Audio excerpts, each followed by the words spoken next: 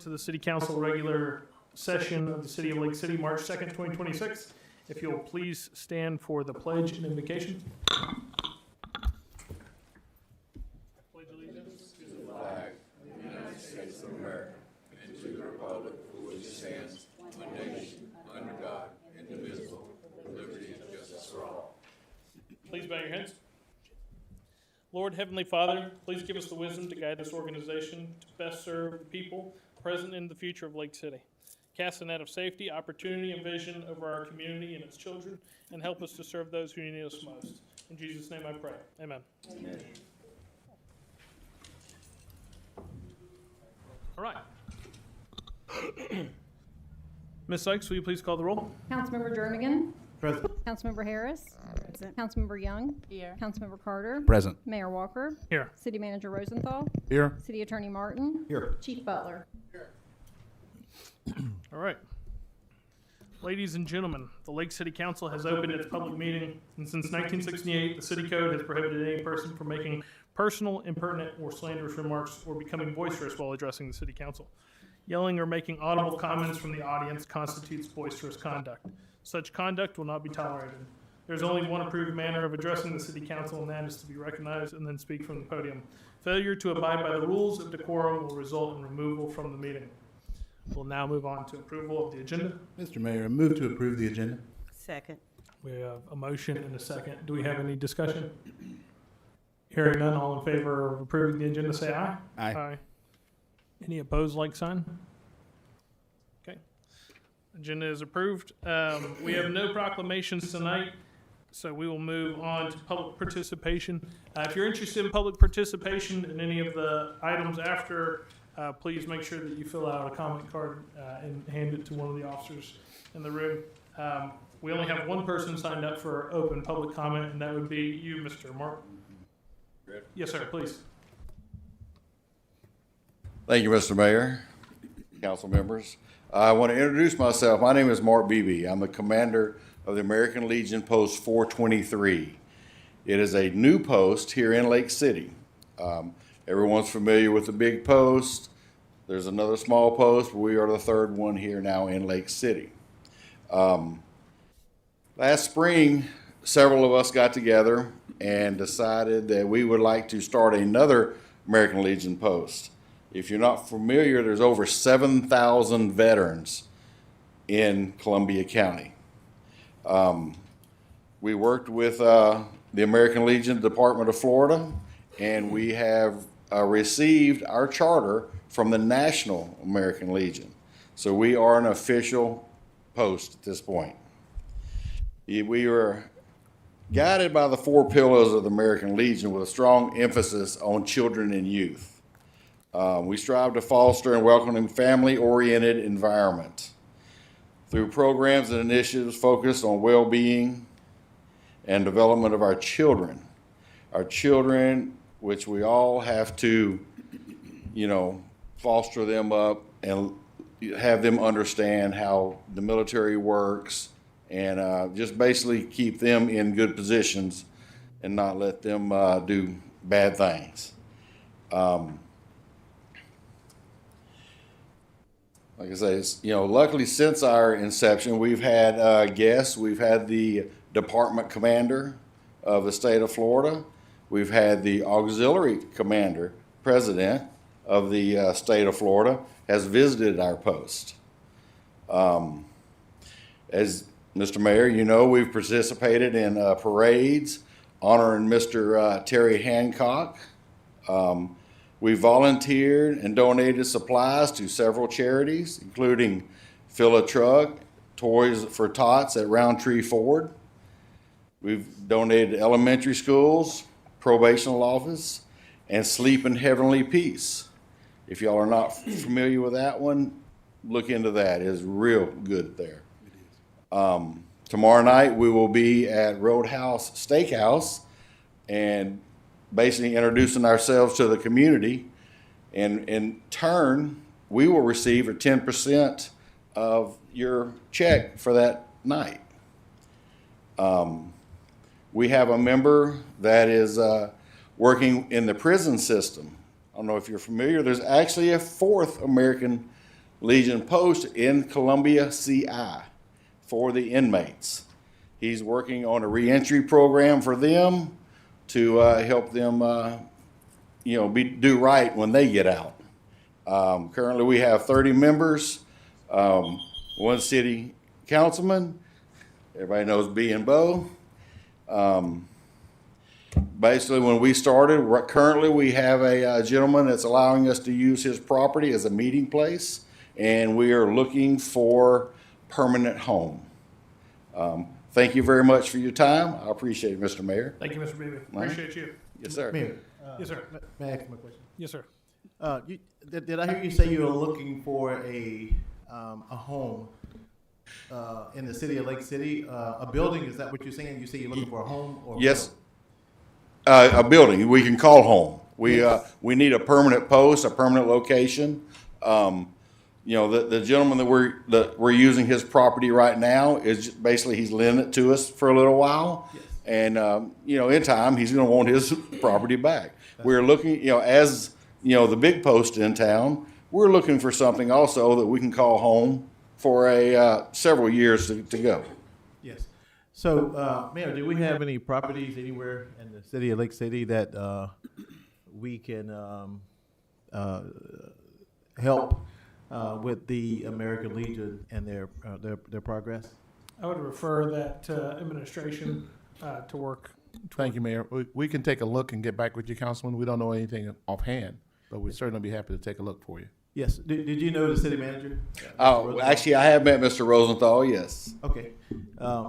Whatever we can do to try to help the veterans, I think it'll be a help to the community as well as our children. So just continue to strive to do the best. Thank you, sir. All you can be. Thank you, sir. I'll get back with you. Make sure we get together here on this. Thank you very much. Thank you very much. Thank you, Mr. Beebe. All right. That was our only participant signed up for open public comment, so we will now move on to approval of the consent agenda. Mr. Mayor, move to approve the consent agenda. Second. We have a motion and a second. Do we have any further discussion? Hearing none. Ms. Sykes, will you please call the roll? Mr. Carter? Yay. Ms. Harris? Yes. Ms. Young? Yes. Mr. Jernigan? Yes. Mayor Walker? Yes. Okay.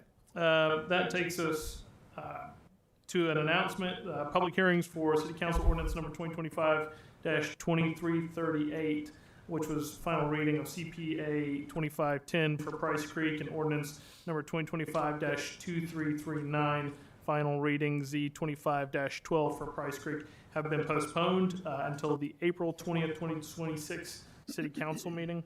So we're going to move on to our open quasi-judicial hearings, and I will turn that over to you, Mr. Martin. Thank you, Mr. Mayor. Council members, you have one matter before you tonight that must be voted on, considered and voted on by the council in a quasi-judicial manner.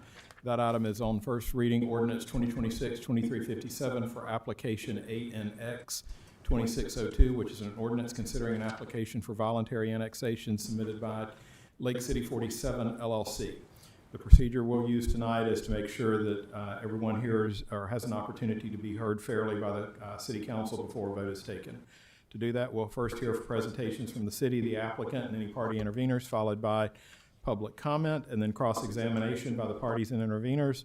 Then we'll move on to any additional response by any participant if the mayor desires it in the interest of fairness. After that, the city council would have an opportunity to ask questions of any of the participants. We'll then move on to final arguments from the parties and interveners. I'll advise the council as to the law and necessary findings, and then the council will deliberate and vote. While the council welcomes comments from all persons with an interest in the proceeding, Florida law requires the council decision and quasi-judicial actions be supported by competent and substantial evidence presented to the council during the hearing on the application. Competent and substantial evidence is evidence a reasonable mind would accept as adequate to support a conclusion. People testifying may support their testimony by relying on factual information provided by city staff, the applicant, or other factual information included in the city staff report. At this time, I need to inquire of each council member individually if they've received any ex parte communications involving any of these on this matter, and if so, to disclose it. Starting at the end of the dais with Councilwoman Young, have you had any ex parte communications? No, sir. Okay. Ms. Young indicated no. Councilman Carter? No. Councilman Jernigan? No. Councilwoman Harris, No. and Mr. Mayor. No. Okay, thank you. At this time, if each person who's going to offer testimony or speak to this application could stand and raise your right hand to take an oath. Right. Do you each solemnly swear to tell the truth, the whole truth, and nothing but the truth? All right, thank you. Council members, you have before you proposed ordinance 2026-2357 on first reading, which states an ordinance of the City of Lake City, Florida pursuant to petition number ANX 2602 submitted by Lake City 47 LLC, a Florida limited liability company relating to voluntary annexation, annexing certain real property located in Columbia County, Florida, which is reasonably compact, into the boundaries of the City of Lake City, Florida, making certain findings of fact in support thereof, providing severability, repealing all ordinances in conflict, and providing an effective date. Mr. Angelo, could you please introduce, summarize, and present the proposed ordinance 2026-2357? All right, so this is ordinance number 2026-2357. The applicant had requested to annex parcel number 08881-000. This parcel is part of the joint planning area and the interlocal service boundary agreement. And as you can see there on the picture, it is to the west of I-75 and to the south of Highway 47. They're slated in the orange. The city adopted the ISBA back on December 15th of 2025, and the county adopted it on December 18th of 2025. And so at this time, the staff's recommendation is to approve ordinance number 2026-2357. That's a typo there on the screen. And that's it. All right, Mr. Angelo, and do you move the application and the presentation into the record? Yes, I do. Thank you. Mr. Tabor for the applicant. Yes, good evening, Mr. Mayor. My name is Justin Tabor. I'm a senior planner with North Florida Professional Services. I don't have any presentation for you, but I'm certainly available if the council has any questions. Thank you, Mr. Tabor. I didn't see anyone indicating they were seeking party intervener status. Seeing none, at this time, Mr. Mayor, we'd move on to public comment. I don't have anybody signed up for public comment on this specific item, Mr. Martin. All right, thank you, Mr. Mayor. Are the parties waiving any cross-examination? All right, they're indicating yes. At this time, the city council may ask any questions, Mr. Mayor, if they have any. Does council have any questions or comments for this item? Mr. Mayor, move to approve ordinance 2026-2357. We have a motion, Second. second, to approve 2026-2357. Any further discussion, final discussion? Hearing none, Ms. Sykes, will you please call the roll? Mr. Carter? Yay. Ms. Harris? Yes. Ms. Young? Yes. Mr. Jernigan? Yes. Mayor Walker? Yes. Just as an aside, I know that I see some hands in the audience. If there's an item that you want to speak to, please make sure that you fill out a card and get it to one of our officers, and I'll make sure to address you on that item. Thank you. Mr. Martin, will you please move on to item number 10? Thank you, Mr. Mayor. The next item is ordinance number 2026-2346, an ordinance of the City of Lake City, Florida, amending the text of the City of Lake City Land Development Regulations as amended pursuant to an application LDR 2502 by the Growth Management Department of the City of Lake City, Florida, providing for amending section 2.1 entitled Definitions. General by adding a definition for administrative approval process and development review staff, providing for amending Article 3 entitled Administrative Mechanisms by adding section 3.3 entitled Administrative Approval, providing for amending section 13.11 entitled Site and Development Plan Approval by adding section 13.11.5 entitled Minor Site and Development Plan Approval, providing severability, repealing all ordinances in conflict, and providing an effective date. Thank you, Mr. Martin. I don't have anybody from the general public signed up for item number 10, City Council Ordinance number 2026-2346, so we'll move straight to dais comments, questions. Mr. Mayor, move to approve ordinance 2026-2346. Second. A motion and a second. Thank you both. Any final questions or comments on this one? Hearing none, Ms. Sykes, will you please call the roll? Mr. Carter? Yay. Ms. Harris? Yes. Ms. Young? Yes. Mr. Jernigan? Yes. Mayor Walker? Yes. All right, now we will move on to open public hearing portion, City Council Ordinance number 2026-2355, final reading. Mr. Martin, will you please read this one by title? Thank you, Mr. Mayor. Council members, you have before you ordinance number 2026-2355, an ordinance of the City of Lake City, Florida, changing the name of that certain public road in the City of Lake City presently identified as Northwest Ivory Terrace situated between Northwest Wilson Street and Northwest Long Street, changing and designating the name of said segment of Northwest Ivory Terrace henceforth to Northwest Betty Lane Terrace within the city of Lake City, Florida, providing for conflicts, providing for severability, providing an effective date. Thank you, Mr. Martin. We don't have anyone signed up to speak to this item, so we'll move straight into council comments or questions. Mr. Mayor, move to approve City Council Ordinance 2026-2355. Second. We have a motion and a second. Any further questions or comments on this one from the council? Hearing none, Ms. Sykes, will you please call the roll? Mr. Carter? Yay. Ms. Harris? Yes. Ms. Young? Yes. Mr. Jernigan? Yes. Mayor Walker? Yes. All right, we will move on to item number 12. Mr. Martin, this is also an ordinance. Would you please read this one by title? Thank you, Mr. Mayor. Council members, you have before you ordinance number 2026-2356, an ordinance of the City of Lake City, Florida, changing the name of a certain public road in the City of Lake City presently identified as Northwest Campbell Terrace, situated between Northwest Wilson Street and Northwest Long Street, changing and designating the name of said segment of Northwest Campbell Terrace henceforth to Northwest Foreman Terrace within the City of Lake City, Florida, providing for conflicts, providing for severability, providing an effective date. Thank you, Mr. Martin. I'm going to make sure that this isn't a public comment request for this item. All right. So we have nobody signed up for public comment on item number 12, City Council Ordinance number 2026-2356. Do we have any questions, comments from the dais?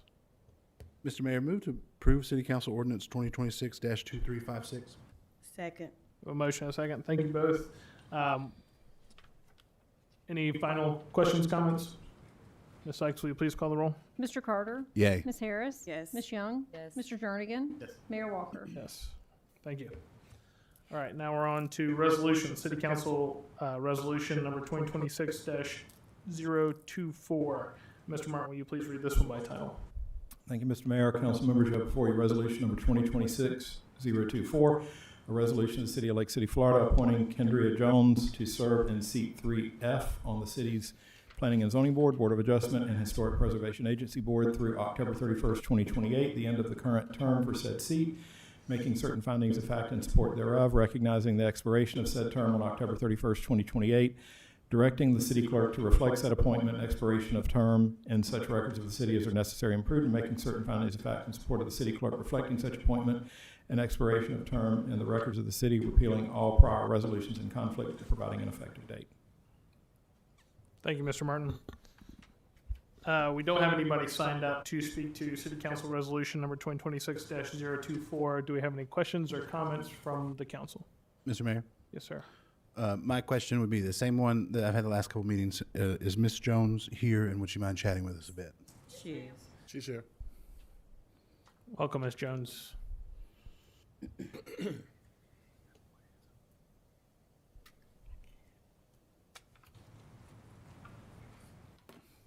Good evening. Hello. Good evening. Yes, sir, Mr. Carter. I have a couple questions. I used to serve on this board, which is actually 3 boards, so I just want to run a few things by you. Do you know that it is 3 boards? No, but I'm aware now. Fair enough. Are you familiar with what the Planning and Zoning, Board of Adjustment, and Historical Preservation Agency does or is for? Well, I have a degree in public administration. I'm sure it didn't go in depth of what it is, but I'm sure whatever the role is, I have no trouble. Okay. And why would you like to serve on our local advisory board? Well, I'm a lifelong resident here in Columbia County. I've always been involved in the community. Mostly it's been behind the scenes, and now I feel that the time is right. My son's a senior in high school. I believe the management is essential to anything that you do, and I would like to, try and excel in. And last question, staff that you talked to so far, have they made it clear to you what the schedule and the meeting frequency and things like that are, and is that something that you feel like you can regularly successfully attend? I only say that because we've had some issues with attendance lately. I wouldn't have any issues with attendance. Thank you. Perfect. Mr. Jernigan. Yes, Ms. Jones, I think I've been knowing you quite some time, ever since you was a little kid. So in serving in this capacity, of course, you know, is volunteer work, and it could be a little bit hectic sometimes. So I suggest and recommend that you continue to be the person you are, because I know you very well, all the way back to your grandmother. So just continue to zone in and do the best you can do for the city of Lake City. And of course, there's rules and regulations you have to follow no matter what it is. I just want to let you know how much I appreciate you for standing up and say, hey, I want to become a member of this board. So I really appreciate that. And I thank you all for the opportunity. Thank you, Mr. Jernigan. Mr. Young is next, and then I'll come back to you, Ms. Harris. Okay, Ms. Jones, I just want to say I have no questions. There's no doubt in my mind you would do an awesome job serving the city of Lake City. I'm just proud that you stand there and give us your, first of all, your presence. Second of all, your accolades. And third of all, I'm just so glad you're here to serve. And like I say, there's no doubt in my mind that you will be a great asset to the city. Thank you so much. Thank you, I appreciate that. All right. Yes, sir, Mr. Carter. Mr. Mayor, I move to approve City Council Resolution 2026-024 and pass on a recommendation. Mr. Thomason or Mr. Angelo, one is going to give you a book called an LDR. It's the most boring thing you'll ever have read, but if you read it front to back one good time, it's very helpful. Thank you. Yes, ma'am. Second. We have a motion and a second. Thank you both. Do we have any further discussion? Hearing none, Ms. Sykes, will you please call the roll? Mr. Carter? Yay. Ms. Young? Yes. Mr. Jernigan? Yes. Ms. Harris? Yes. Mayor Walker? Yes. Congratulations, Ms. Jones. Thank you. Thank you.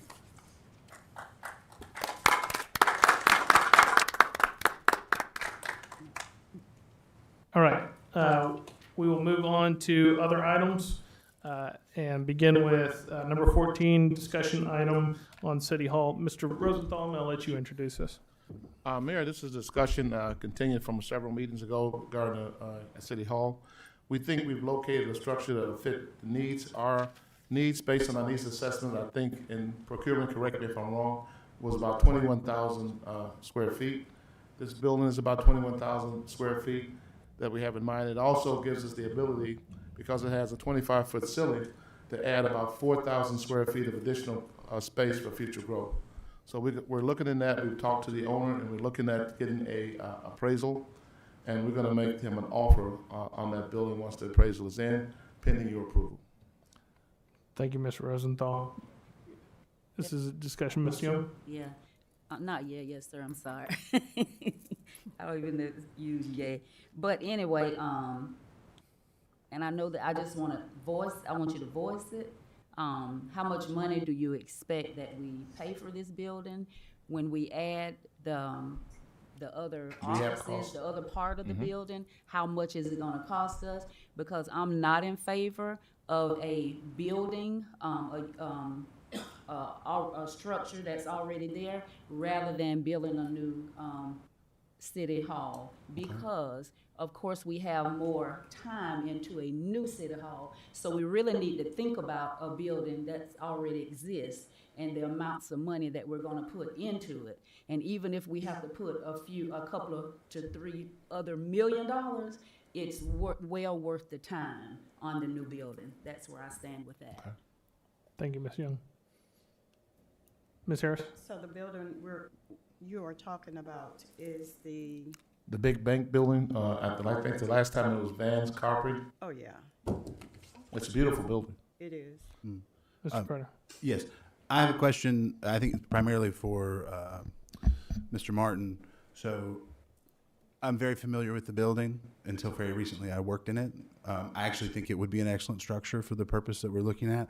However, it is owned by the business that I am employed by.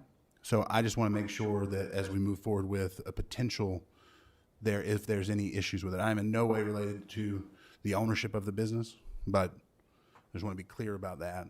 I think that it would be, it's a beautiful building. It's got a lot of room. I think that would be an excellent possible building for this purpose. But as far as what I need to do or not do in relation to the votes that may be related to it. those kind of determinations can be extremely fact-specific, so what I would suggest is perhaps after the meeting, in the next day or so, that you and I get together and really kind of look at all of the details of it, and then we can make inquiry to the Ethics Commission if it's not clear to us just on the surface. Thank you. Ms. Harris? I love the building. I think it looks like a city hall. I think it would be in the center of town. It's a perfect place. Mr. Jernigan? That's the old State Exchange Bank, am I correct? I don't know what it was prior to 2 years ago. Yeah. That's my length of time here. Somebody else on the dais could tell you. I have no idea. Yes. Well, I think it's a great building too, and I think we have been looking at that building for years now. I think like it just came up like yesterday. So and it's in a good spot, good location, right by the fire department, police department, a little bit closer, I would say. But you can see everything that's out there. So did I hear you say you have to get an appraisal to see how much the building is worth? Yes, sir. Well, staff's going to do an appraisal, and we're going to make an offer on the building in harmony with that appraisal.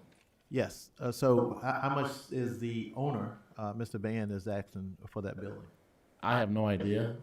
We're going to get an appraisal and then make an offer in harmony with that appraisal. Yeah, so does he want to sell the building then? So I just talked to him several days ago. I think it was last week, and he is willing to sell the building. Okay, and then you said that we'll do some structure on the inside of it to make sure that we have a place where we can meet and greet and things of that nature. Am I correct? Yes. Okay. I'm glad that we know how much space we need, 21,000 square feet. I know that whenever we originally got the feasibility study done, it was about building a new city hall building, and we are currently budgeted, I think, for $12 to $13 million on build out. I can let procurement come and address that. But I don't. From my recollection, that's what we have allocated for it. I would be in favor of whatever saves us money for the taxpayer, that we can put that money toward other programs, like full restoration and an ongoing restoration for our parks and things that families can do here in town. As long as we have a functional city hall, where all departments are in one place and it's convenient for the citizenry. And as far as I know, that place has a working drive-through, very similar to the banks that we have. What would be surplus, or would we get rid of our buildings if we acquired a building or built a building? Correct? Yes, we would. Yes.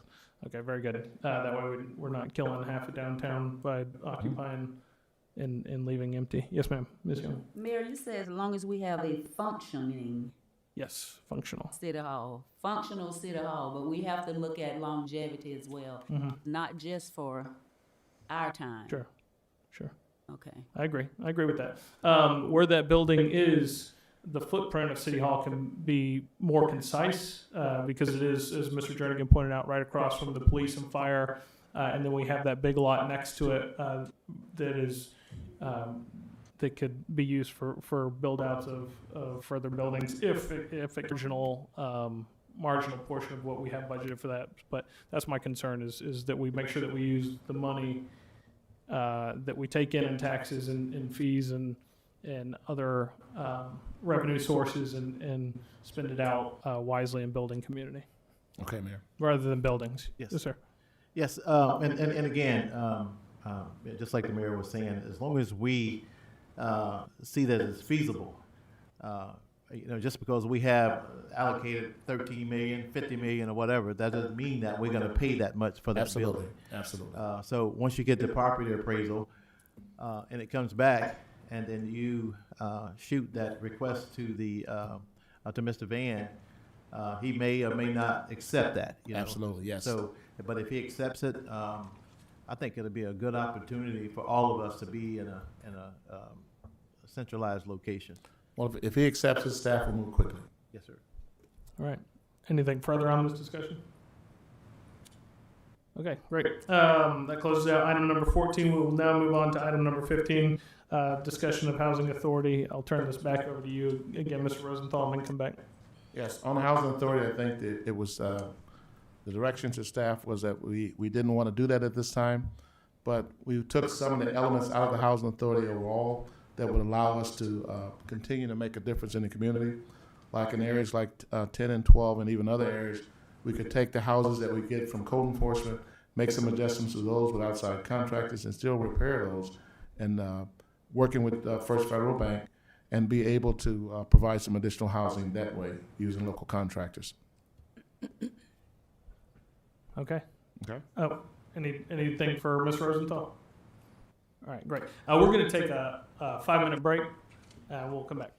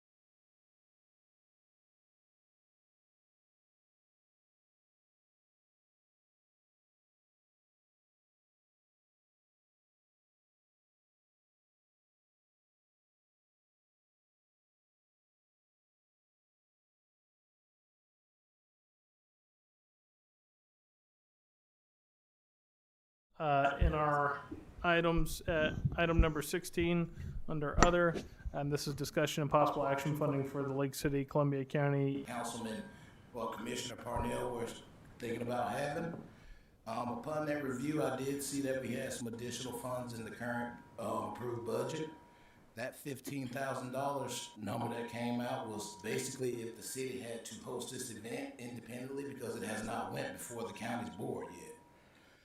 When this item first came before you on February 17th, the request was not for additional funding. It was just to authorize us to utilize that funding that's already within the budget for this event. Council requested that we return and bring back additional details regarding this event. Since that time, we have continued coordination with Commissioner Parnell, Terry, and Councilwoman Harris, and we have indicated that we can do this event for about $20,000. With that, we hope that the county will be voting on this on Thursday to take it before their board to provide the entertainment and related production elements at a cost up to $10,000. The city's contribution would cover the staff, support, food, decorations, and logistics that go along with it at a price not to exceed $10,000. This is intended to be a countywide event. It's not district specific. It's not affiliated with any individual. Its purpose is to promote unity and collaboration between the city and the county, strengthen community partnerships, and encourage civic engagement. The event would include live entertainment, family-friendly events, food vendors, community resource booths, also public safety participation. As with any other city event, we will also be seeking sponsorships to help offset this cost and enhance the event's overall quality. Any sponsorship would support supplementing the authorized amount for the city and the county. So to be clear, I just wanted the council to know that no funds are being reallocated, no budget amendment is required for this event, and the funds already exist within the adopted budget. So staff is requesting that council authorize us to host the event and approve the expenditure of up to $10,000 in the existing budget for this event. Just to be clear, up to $10,000, not up to $20,000. That is correct. Okay. Mr. Carter. I have a question. Yeah.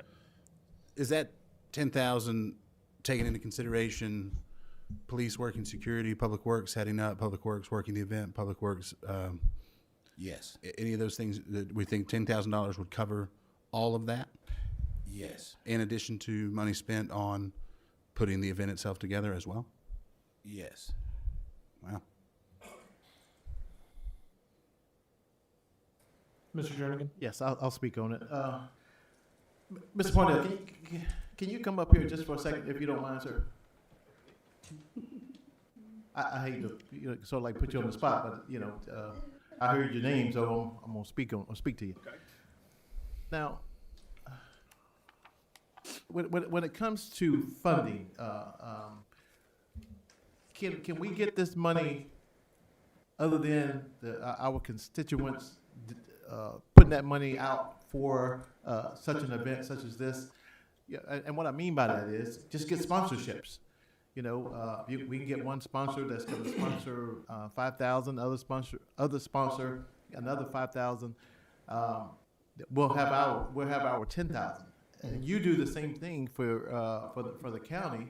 Just get sponsorships, and we, in my opinion, we should not use our constituents or the voters' monies to fund such an event such as this. And I get it. I want to be. I want to be unified by all of the city and the county. You guys do a really good job up there, and I'm anticipating we do a really good job here. So I just think that $10,000 or $20,000, 10 from you guys, 10 from us, $20,000 is a lot of money to put on an event, and the constituents they have to pay for that. You don't have to pay for it. I don't have to pay for it, but our constituents would have to pay for it. And I just think that when we're using this kind of money for these type of events, that's not budgeted for. And just like you said, they found the money somewhere. I get it. But I'm not in favor of using the public monies to fund such an event. I don't know how these other staff members feel, but I'm not in favor of that. Well, if we can definitely seek sponsorship, and that would probably be a better way to go about it, was to get sponsorship for it to get this event going. But I think it would be a great event, and if we get the sponsorship, we kick it off and have everybody have a great time and just have a big unity fest where everybody comes together and see the county and city interacting together. And it's just a great thing for the community, I believe. So that should we can definitely go that route. Yes, sir. And again, you and Councilwoman Harris putting such an event like this together, I think is a great event. Mm-hmm. The only thing that I look at is where the monies is going to come from. And you see these people out here, that's where it's going to come from. Somebody out there is going to pay for this event, and I'm not for that. So, Okay. but it's a great event. Right. We can get sponsors. And again, I'm just one person, but Right. we have to have, in my opinion, in order to spend somebody else's money. And they're involved, they're included. Don't get me wrong; they can come to the event also. So, in other words, they're paying for this event, and that's the one thing I'm not for. Okay.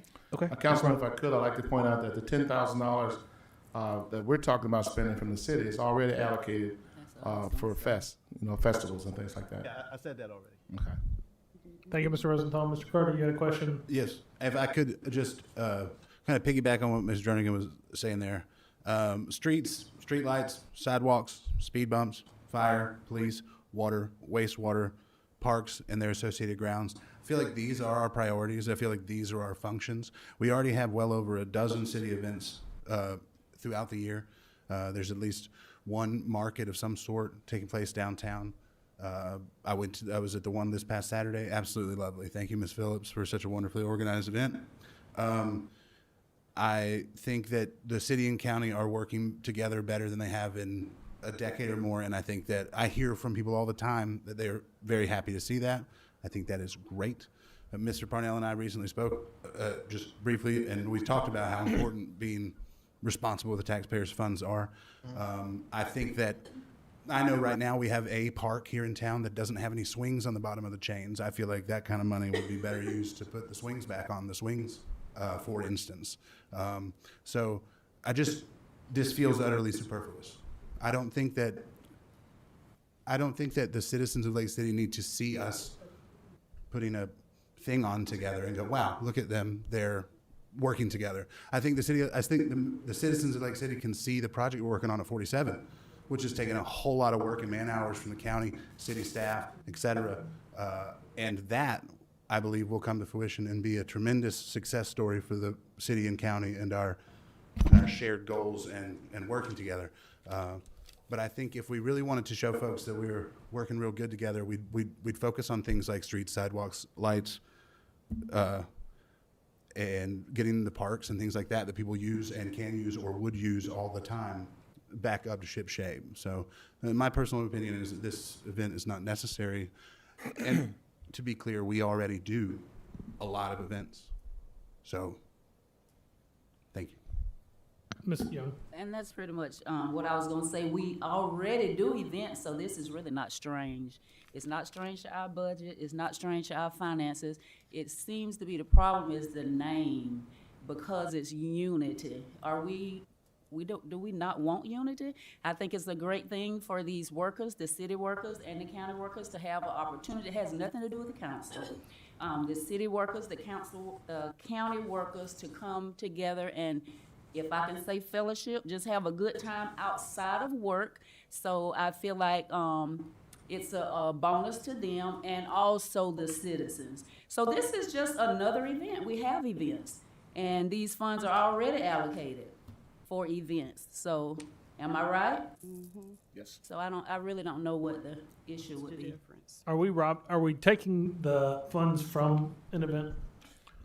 These are funds that, the events that we're going to fund have been funded, and these are funds that we have not in excess, but we didn't use the full amounts that were allocated in other issues. So, okay. So this isn't any additional funding. Quick question. This is money we already got approved. Mr. Mayor, if I may. Yes, sir.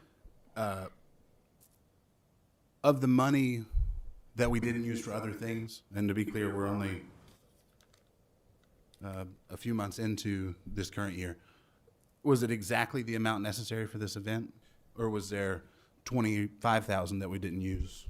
There's a line item in the 49 account for the city managers that says, I can't remember what it says, but miscellaneous event is $10,000 there. So we have just in the budget a random just in case event budget item? Well, we have that there in case something comes up such as this that we did not catch at the budget time. Or cost overruns on existing events, anything like that. Thank you. Thank you, Commissioner, for Yeah, coming. thank you, Mr. Parnell. Thank you. Appreciate it. Mayor, what do you, everybody's talking, what do you think about this? In the last meeting, what we asked for was a little more clarity on what the event looked like. And I was a little disappointed in what was put into our packet. All it says is, as requested by the council, the itemized list for the August 1st event in conjunction with the Columbia County. There was no itemized list, but it just says entertainment equipment, food, and decorations, $10,000. So I'm wondering, is there? Mayor, at the time, we don't have an event to schedule these people to, so that we called people, got estimates from them, but of course they want hard dates, and I just don't have a hard date because it hasn't been approved by neither board yet. So I got an estimated cost from everybody put together, and that's kind of how we got with this number. Okay. Yes, ma'am, Ms. And Young. if I may say, and I was one of the ones who asked that we suggested or asked that we get an itemized, but after looking at the other events and just looking over the details of other events and finding that this money is really already allocated for events.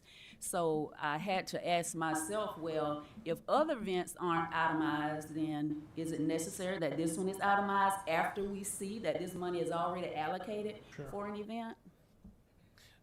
I guess Thank you, Vice Mayor Young. this comes back to my my other question on the 20,000 versus 10,000. When it was originally being discussed, Mr. Johnson, you said that the overall event projection was $20,000, or is it 10,000? I just want to be clear on that. 20,000, 10,000 is ours. Before our last meeting, I had not spoke with Commissioner Parnell, so after that meeting, we decided on the price. The $15,000 number that came up was just the funds that I found in the budget that were available for use. So if, let's say, the county decides not to fund it, We will scale it back to 15. Okay, scale it back to 15. All right. But I also would like to Commissioner say, Parnell. I'm sorry. Yes, Mr. Johnson. I just wanted to say that with any event, you always budget for it, but we do a lot of due diligence in trying to get sponsors. But we can't just say we're going to rely on the sponsors. You definitely want to have the funds allocated just in case. So I just wanted to make sure the council know we are going to do our due diligence to get in some sponsors and also have the community participate in this event. Are we hard set on the timeline of it, the August timeline? Yes. Commissioner Parnell, could you come back to the front, please? And I do apologize for not being as talkative tonight.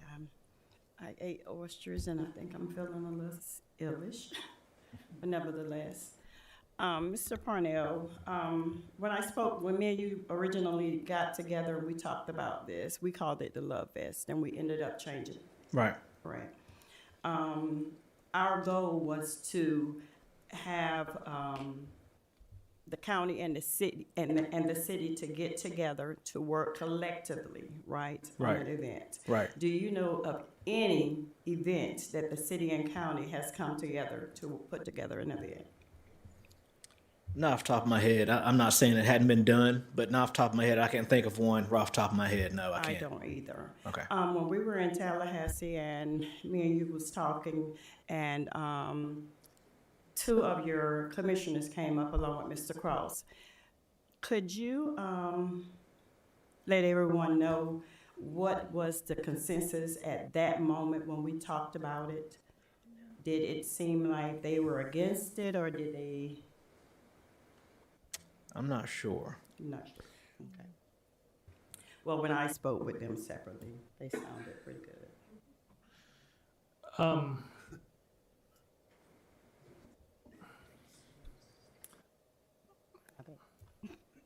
Thank you so much. Okay. Thank you, Mr. Parnell.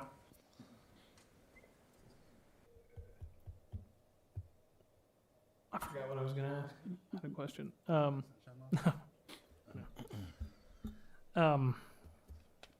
right. Any more discussion? Mr. Jernigan? No, I don't have anything else to say. I said everything I needed to say. Again, it's all about the monies. I just don't like to spend others' monies and the sponsorships. If we reach out and get a few sponsors, I think it'll be a great event. But spending the money from the I don't care where the money was budgeted and how it is there. It's there for a reason, just in case something happens and we can use those monies for whatever the case may be. I was just talking to a lady just the other day, and she's having some plumbing problems, and maybe we could use it for plumbing. And again, I just don't want to start having such events that we're using the voters' money. That's it. Using the voters' money for the voters. Yes, you didn't hear me. Let What you said. Well, you questioned me again. I'm going to tell you this, and I will not change from this.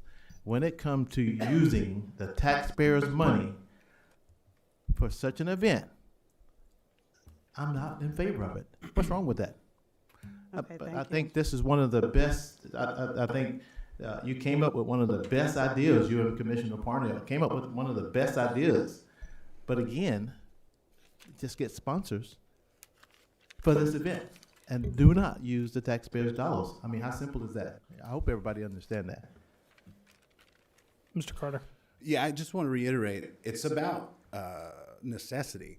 I hear people all the time ask about repaving roads, ask about streetlights being out, ask about fixing the park. We have people actively telling us things that they want. We have the citizens asking us where they want us to do better.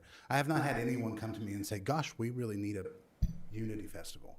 There's dozens of events with the city and without every year in this community. Many private organizations put on terrific events as well. The community isn't asking for this.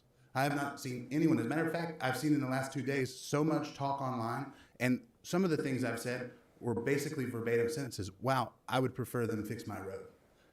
I'm just not seeing the community asking for this. I don't understand. It seems like a very consistent thing, though, that keeps coming up for the last year about spending a whole lot of money on an event. I just don't see the need, but there are needs, and I think we should address those. And that is all I have to say. Thank you. Ms. Young? Could we reallocate this money to fix plumbing at a resident's place? Would we do that? Mr. No, Rosenthal? we couldn't use that money to fix personal plumbing. Thank you. I apologize for saying plumber, drainage. That's what I apologize for misspeaking there. Yes, ma'am. We had money allocated to repair residents' homes, and there was a problem with that. And it was allocated for that. Now you was the one who had a problem with it. Now you want to use it as a justification. Money is allocated for. That's why we have these categories where these funds are allocated for certain things. I don't have a problem with it because it's already allocated for it. So I don't have an issue. We voted on this already.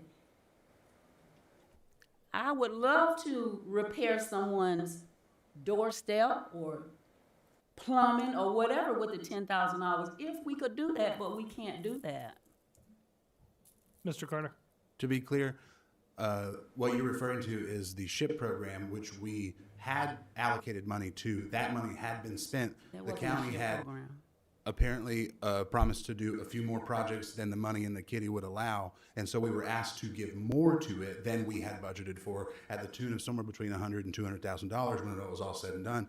So no, I was against adding $200,000 to it. To be clear, separate from Mr. Jernigan in this case, I don't really think that it is our responsibility to be fixing up anybody's houses. I Bam, haven't that's said- what I'm trying to get to, but you Yeah, yeah. used that just I didn't now. use it. He said houses. That's what I want you to I say. said parks. I never said houses. Move I said on. streets, Let's move on. sidewalks, roads, street lights, police, fire, water. I knew I it just was think we something. need to really get back and focus on what we are supposed to be doing.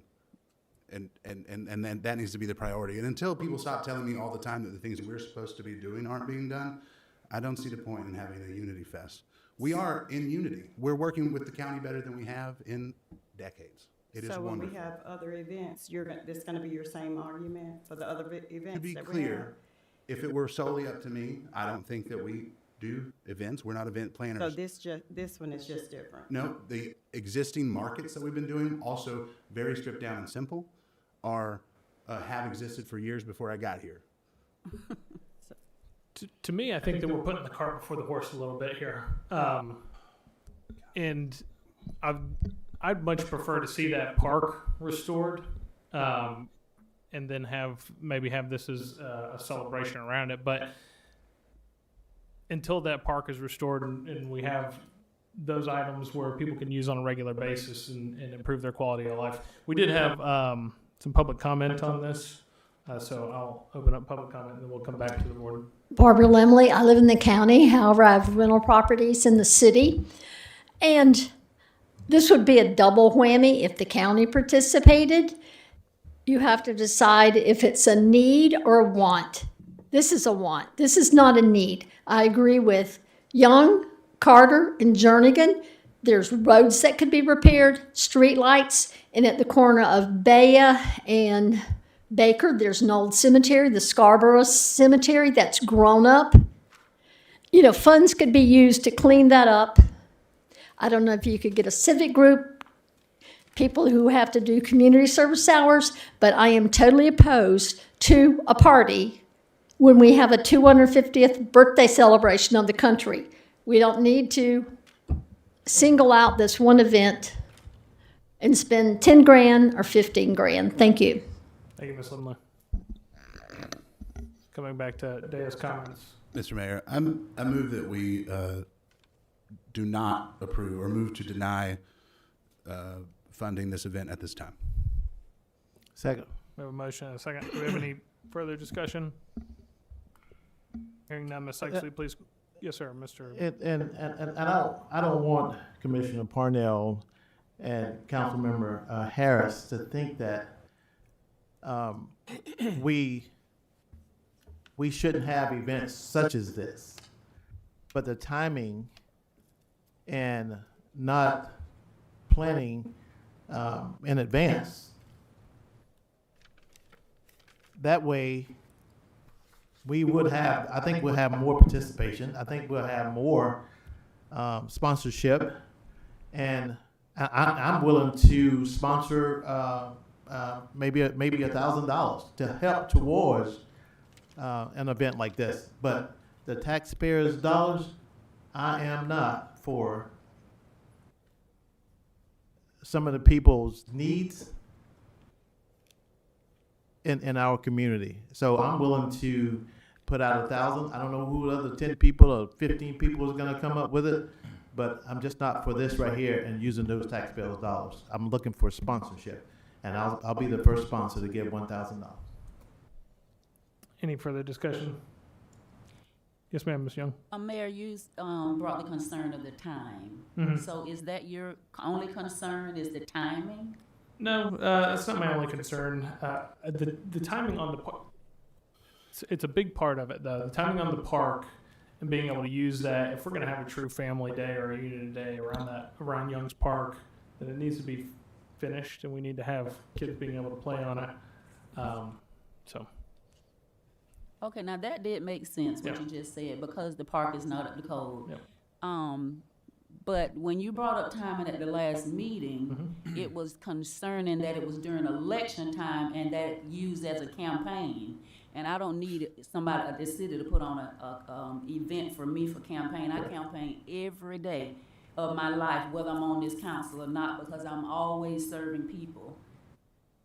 So I thought around my timing around campaigning, I actually thought it would be detrimental to candidates trying to work in their districts. If we held an event like that on a Saturday, it would take up a whole Saturday morning that you could be spending knocking doors or talking to people, and therefore it could hurt. But also, it's going to be the hottest time of the year.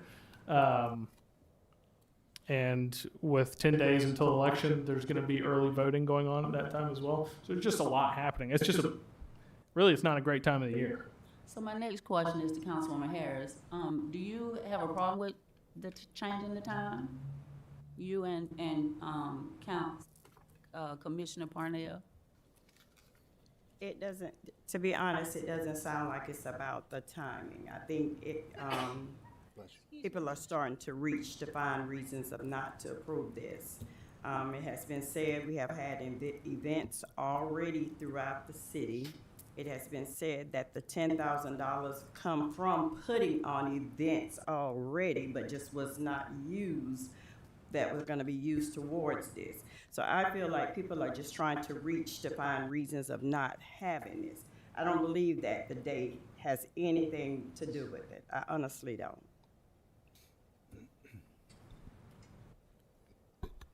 And To be clear, the date has nothing to do with it. I thought with, when did we discuss about getting the parks and stuff revitalized? Was that before I said something about this, or did this happen simultaneously, or did it just happen last week or 2 weeks ago? Well, When the did that- discussion about the parks go way back. We've been talking about bringing Was these that parks put in up the to budget? code. That was put in the budget, the last year's budget? Yes, part of it. There is part there for Salome Jerry is in the budget. No, we're talking about Young's Park. You're talking about Young's Park, right? Young's Park. Mr. Rosenthal. Was that put in the budget already? Was staff, I think the one that Councilwoman Young was talking about, I think that was in the budget. But what staff is gonna be proposing to this body wasn't in the budget. We were gonna be proposing that we look at all of the parks and make some adjustments. Because all the parks are nearing the end of their useful life. Now, if you like, if you want, we can have Steve Brown come up and talk about what our plans were, if we're at that point. If not, we can wait until we get there. There's a motion. We have a motion, a second on the floor currently, but we will after. So we have a motion, a second. Any further discussion? So, you already made a motion to what? To deny funding at this time. Can you pull your motion? Pull your motion back and pass it? We have a second.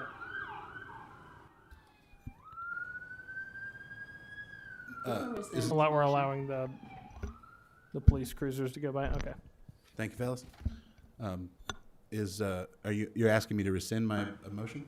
Yes, so that when Mr. Brown come up here, we'll have more, Well, to be clear, I think Mr. Brown is going to tell us about suggestions Public Works has about improving the parks. I don't think they're relevant to whether or not we're funding or not funding it this. ties in with what the mayor suggested. Well, I think the mayor is saying it makes more sense to have an event like this after we've restored Young's Park, for instance, and then we're having a celebration and perhaps like a grand reopening of our city's oldest park. That does make a little more sense, even for me who doesn't like spending money. But I would say realistically, even if we had tackled it with every ounce of money we got right now, probably years away, at least a couple. We got a pile of things to do at several different parks. So that's one of the, again, that's what I'm saying when I'm talking about necessity. Like, I don't believe the community is currently lacking in fun events, and it is lacking in a lot of other things. So my suggestion is that we don't fund this now because we don't need this now. And we get on the business of fixing the things that people actually talk to us about all the time. When is the date they're talking about revitalizing? It's not a date. There's not a date. There's probably 24 things that need done to the Closed parks. down? The park is still functioning? It's open every day, though. There's not a date for the park will be revitalized on this date. We haven't even approved most of the spending that'll be necessary to revitalize said parks. That's what I'm saying. I just don't see it, and I don't think I'm being unreasonable. Quite frankly, I feel like most of the faces in the room are quietly agreeing with me. I don't see any need. I don't see anyone asking for this, but I do see people asking for a lot of other things. I just feel like that should be the priority. I'm not trying to be mean. I'm not trying to be difficult here. I just don't see the necessity, and it is my job to voice my opinion on that. And so I am. I have multiple constituents who have told me in multiple ways over the last 2 weeks, Lord have mercy, there's no need for that. We don't need that. Please don't do that. Please fix my road. These lights over here aren't working, et cetera, et cetera. So that's my concern, and that's the concern of my constituents, and that is what I am doing right now. Don, did you just say the money that was allocated cannot be used on roads No, it can be used, it's allocated right now for festivals, for festival? So it cannot be used to fix a road? unless the board, Not be used unless to the fix board, a FPL light? currently no, but unless the board redirects us to use it there. Because you keep bringing that up. We can and move- He said it a couple of times already, that the money was only allocated for festivals or whatever. Mr. Mayor, Yes. is it correct that generally speaking, we can move pretty much any money around through the power of this board if we needed to? Okay, I'm just to be clear, this money could absolutely be put into a different account or a different line item for repairs or anything that is more needed, to be clear. But it is budgeted. It is budgeted for something now. It is budgeted for if the current events that we have on our slate need something else that isn't taken into consideration. Like it's not nothing. What it is in the budget currently is a thing. It's a little bit extra if the things we currently have scheduled need something extra. So if we do reallocate this and they do, then they'll have to pull money from somewhere else to do that. So again, it's not just like, oh shoot, we just found this money. It sounds to me like it's probably always there. Anyway, but for that reason, I have no interest in rescinding my motion, and I think it seems to me that we've all expressed our opinions ad nauseum. I think we should just hold the vote and move on. Ms. Young, you had something? That's your opinion. But Mr. Carter, you always have so much to say, but you don't want nobody else to say what they really feel or what they think or what they believe is best for this city, and I don't think that's fair. Now, let me finish. Don't you get on that mic. Sure. Now, we already voted on the money. The money is allocated, and you just said you can use it for another event, but not for this event. You have a problem with this event. I don't have a problem with this particular event. And if the truth be told, I didn't have a problem at the last meeting where it was discussed. My concern was that we couldn't really see the itemization of the event. After looking at the other events, you have to be fair in your decision making because we didn't itemize in the other events. It's already for an event, and you're saying you can use it in the other events, but not this event. You don't want this particular event. And that's okay if that's the way you feel about it, but just be honest about it. I don't want any more. I don't see a need for any more. Any more events? And to be clear, what we are currently doing is paying a staff member, and their department, they have one other staff member, and Public Works is setting up barricades here and there for the current. The events we're doing now, from a budgetary standpoint, are not some sort of big. It's basic. I mean, we don't even charge the vendors that set up in the park downtown. We say, come set up, have a market, etc. Like it's effectively using city land to let the community put on a group event. Is there money? It isn't hiring entertainment and all this sort of stuff that goes along with it. You know, so many of the events that are like this are done privately. Blue Gray Army just put on the LSD Festival. Kiwanis Club puts on the Kiwanis Kids Day. There are a bunch of, I think Altruista has an annual event as well. I'm not certain though what it's called if they do. There are a bunch of events like this. They already exist. They are privately funded by sponsors and local clubs. So am I hearing that you think cities should not fund events? Generally speaking, I don't think it is necessary, and I don't think that it is wanted. I do think that the community does appreciate the very simple and well-organized market that we put on downtown in our public square. But you approved the other ones. That was before, but you it came into existence before I got here, to be clear. But no, I don't see a need to remove them. They are very simple, and I do not believe they're very expensive. You approved that budget. Yes. And those events were in that budget. The money that you're talking about moving is in the budget that currently exists for those events. And this is true. So we've had board discussion. We had a motion made and seconded. Because that proposition has formalized, we had somebody sign up for public comment. So I'm gonna call Rashia Murphy. Rashia, sorry about that, Mr. Murphy. How you doing? I'm Rashay Murphy. I just got back here in Lake City. I've been away for 30 years. And I graduated here in 1994, so I'm listening to everyone up here at the dais and hearing about the Unity Fest, and money is already allocated. I think my question to you is, I think you're missing the point. It says unity. I don't know nothing about the city or the county. So if it's unity, why can't you all come and be unity with all of your constituents? Money is already there. Besides you thinking your constituents have to come here to have some unity with you. Why can't you all come and have some unity with them? The money is there. And hear more of their problems or what need to be done. But while you're hearing the problems with the money that's already there, show them some service. Why the park gotta be done and complete to show service? There's a lot of stuff you ain't, I mean, you looking like, that's what you were just saying. I'm agreeing with you. I'm saying, Mr. Carter, the way that you look, that's what you just said out your mouth. You said, well, when this gonna be fixed for Young's Park to be fixed about having the event, making it another pushback pretty much. If it's not fixed, we shouldn't have it.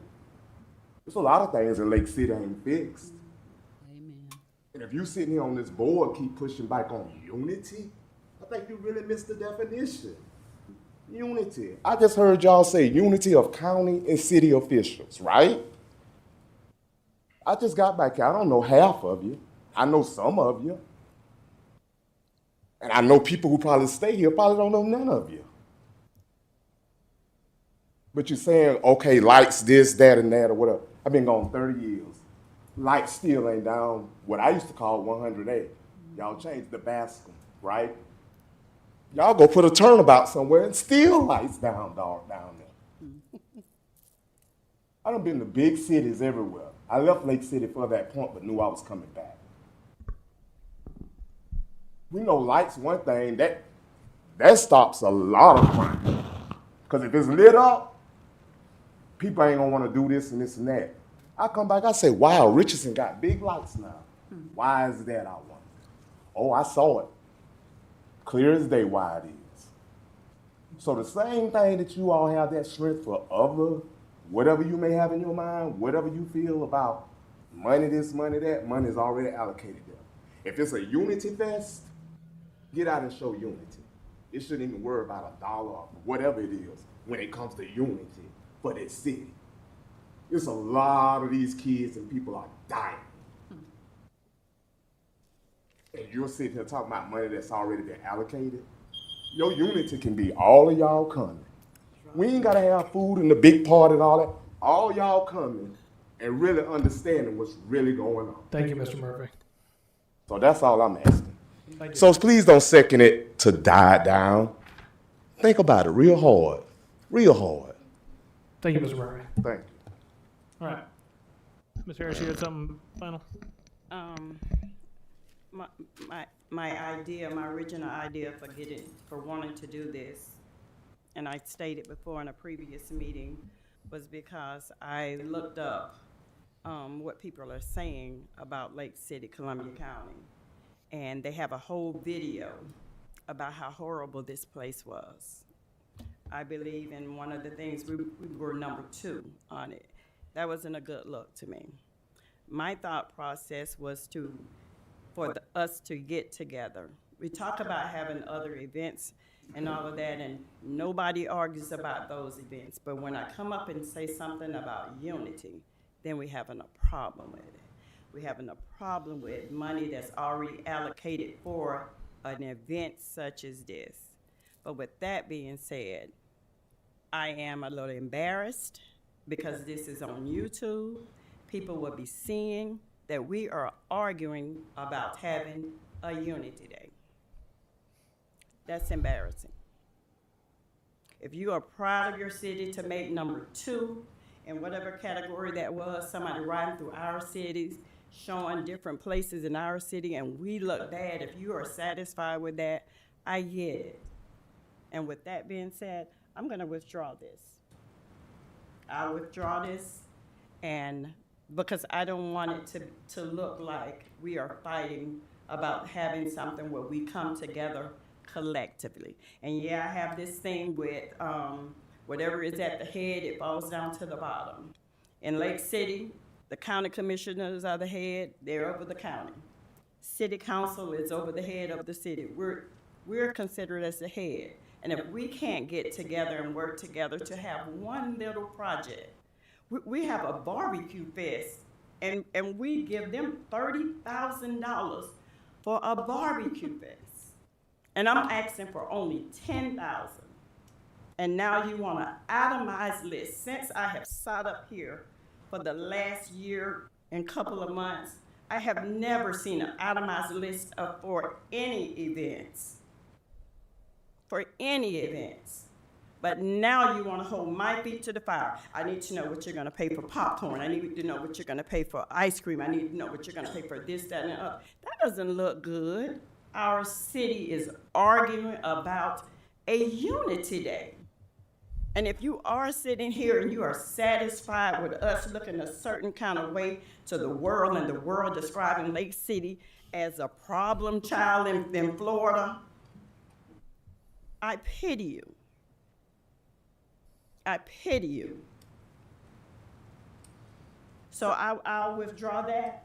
We don't have to have the Unity Day. We don't have to have a love fest. Maybe some of these brilliant minds that sit up here can come up with something that the city can collectively do together. And with that, I yield the floor. There is still a motion in a second, Mr. Mayor. Do we need to do something different, or I don't understand? I didn't put No. it back, so. Mr. Parnell, I would like to apologize. I really like to apologize. I've said once and I'm gonna say it again, I am embarrassed at this point. Truly embarrassed. Thank you.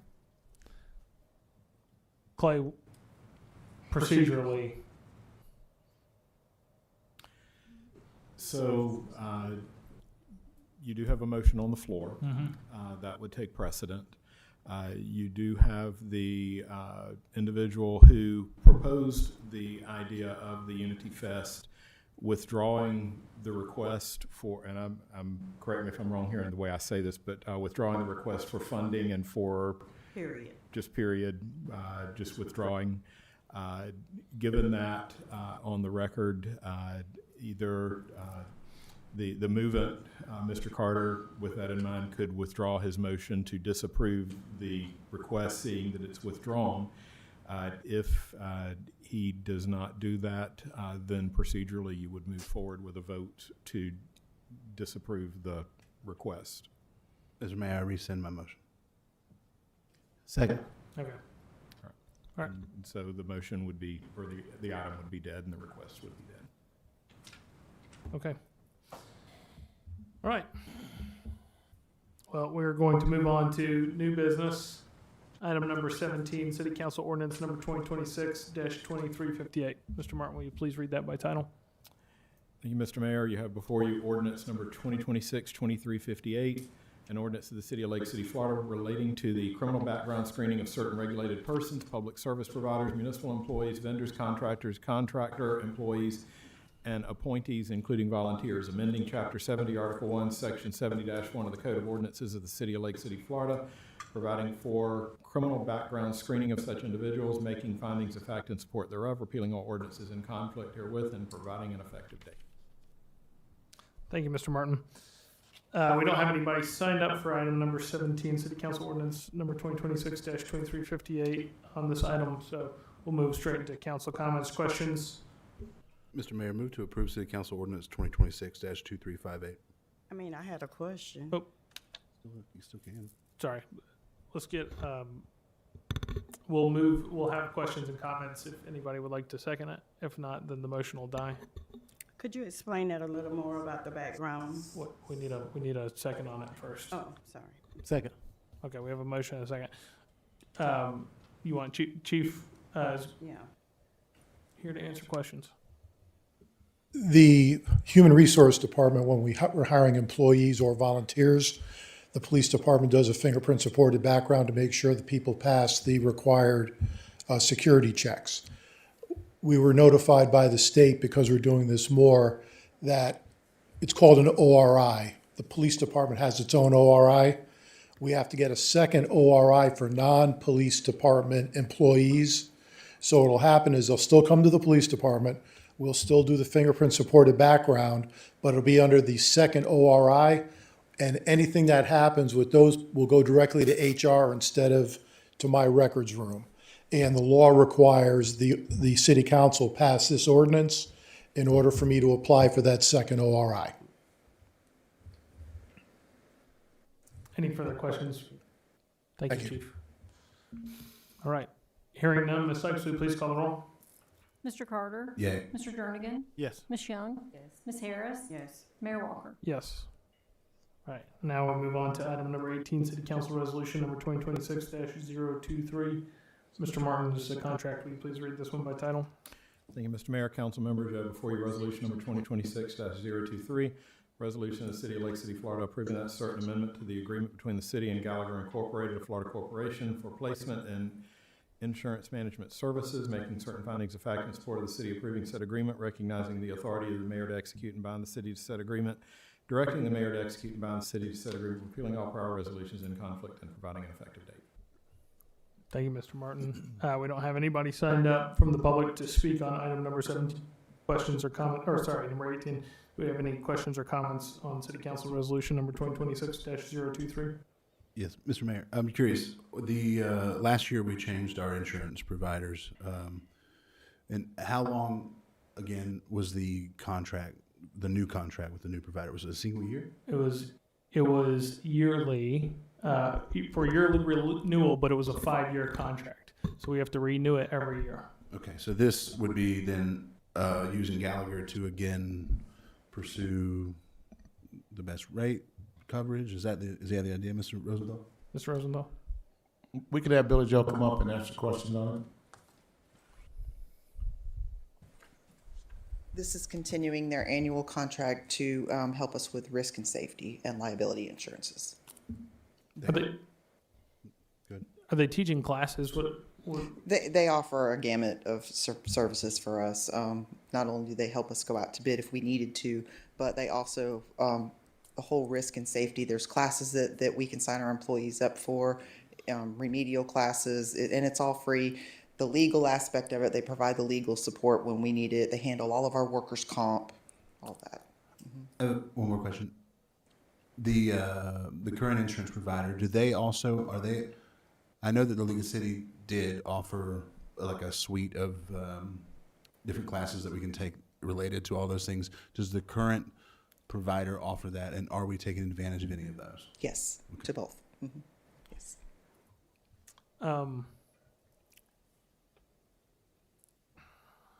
I've had some questions with you on this about the comparison with other contracts. I know that this is a piggyback contract off Indian River. Is this is the contract based on their size? I guess because they're a lot bigger. Indian River County is 167,000 people, and while they have similar utilities and whatnot that we provide, It's based off the services that they provide, not the size. Okay. Interesting. All right. Anybody else have any questions? Is there a process, because this is a piggyback contract, is there a process, would we be opposed to going out for RFQ or RFP on this next year? That would be at the will of the council if you wanted us to go out to bid. That is something Mayor, if you that we like, I could can look have at. procurement come up and talk about that. I have one more question on this. Are we going out to, are they procuring new insurance quotes for us this year, or is the one from this past year where we saved $600,000 holds for 2 years, correct? Correct. Okay. All right. So for every $1 we've spent, for every $5 we've spent, for every dollar we've spent, we've saved $5 for the citizens based on our I'll previous. take your word for that. Yeah, our previous spend. Any other questions? Okay. Thank you, Billy Joe. Thank you, Billy Joe. Mr. Mayor, move to approve City Council Ordinance 2026-023. Second. Resolution, sorry. We have a motion and a second on City Council Resolution number 2026-023. Do we have any further comments or questions? Hearing none, Ms. Sykes, will you please call the roll? Mr. Carter? Yay. Mr. Jernigan? Yes. Ms. Young? Yes. Ms. Harris? Yes. Mayor Walker? Yes. All right. Moving on to item 19, City Council Resolution number 2026-032. Mr. Martin, will you please read that by title? Thank you, Mr. Mayor. Council members, you have before you resolution number 2026-032, a resolution of the City of Lake City, Florida, approving and adopting that certain 5-year strategic plan prepared by Seraphin and Associates, Inc., making certain findings of fact in support of the city, approving and adopting said 5-year strategic plan, directing the city manager to implement said 5-year strategic plan, repealing all prior resolutions in conflict, and providing an effective date. Thank you, Mr. Martin. We don't have anybody signed up for this item specifically, so we'll move straight into council comments, questions. Would anybody like to make a motion to approve the 5-year strategic plan? Mr. Mayor, move to approve City Council Resolution 2026-032. Second.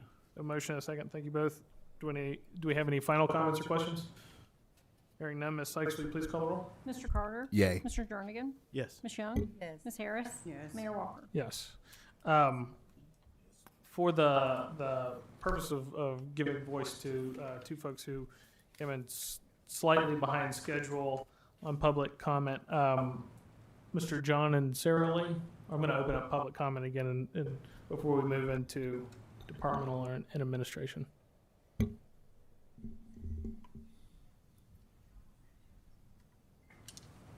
First of all, we appreciate what y'all have done so far for our street, number one.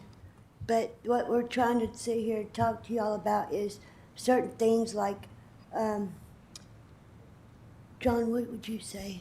Okay, where's the end of this thing? Okay, what I was going to address the city council with this evening is, well, number one, I discovered during the course of last year, I thought for many of times that I was the only blind and or visually impaired person that lived here in Lake City, but I found out just by attending the ICANN meetings with the Florida Center for the Blind in Ocala via Zoom that I'm not the only one here, that there is a small handful of us that are here, and I'm very well concerned about our safety. And if there are any cops in here, I want y'all to really hear me loud and clear about this.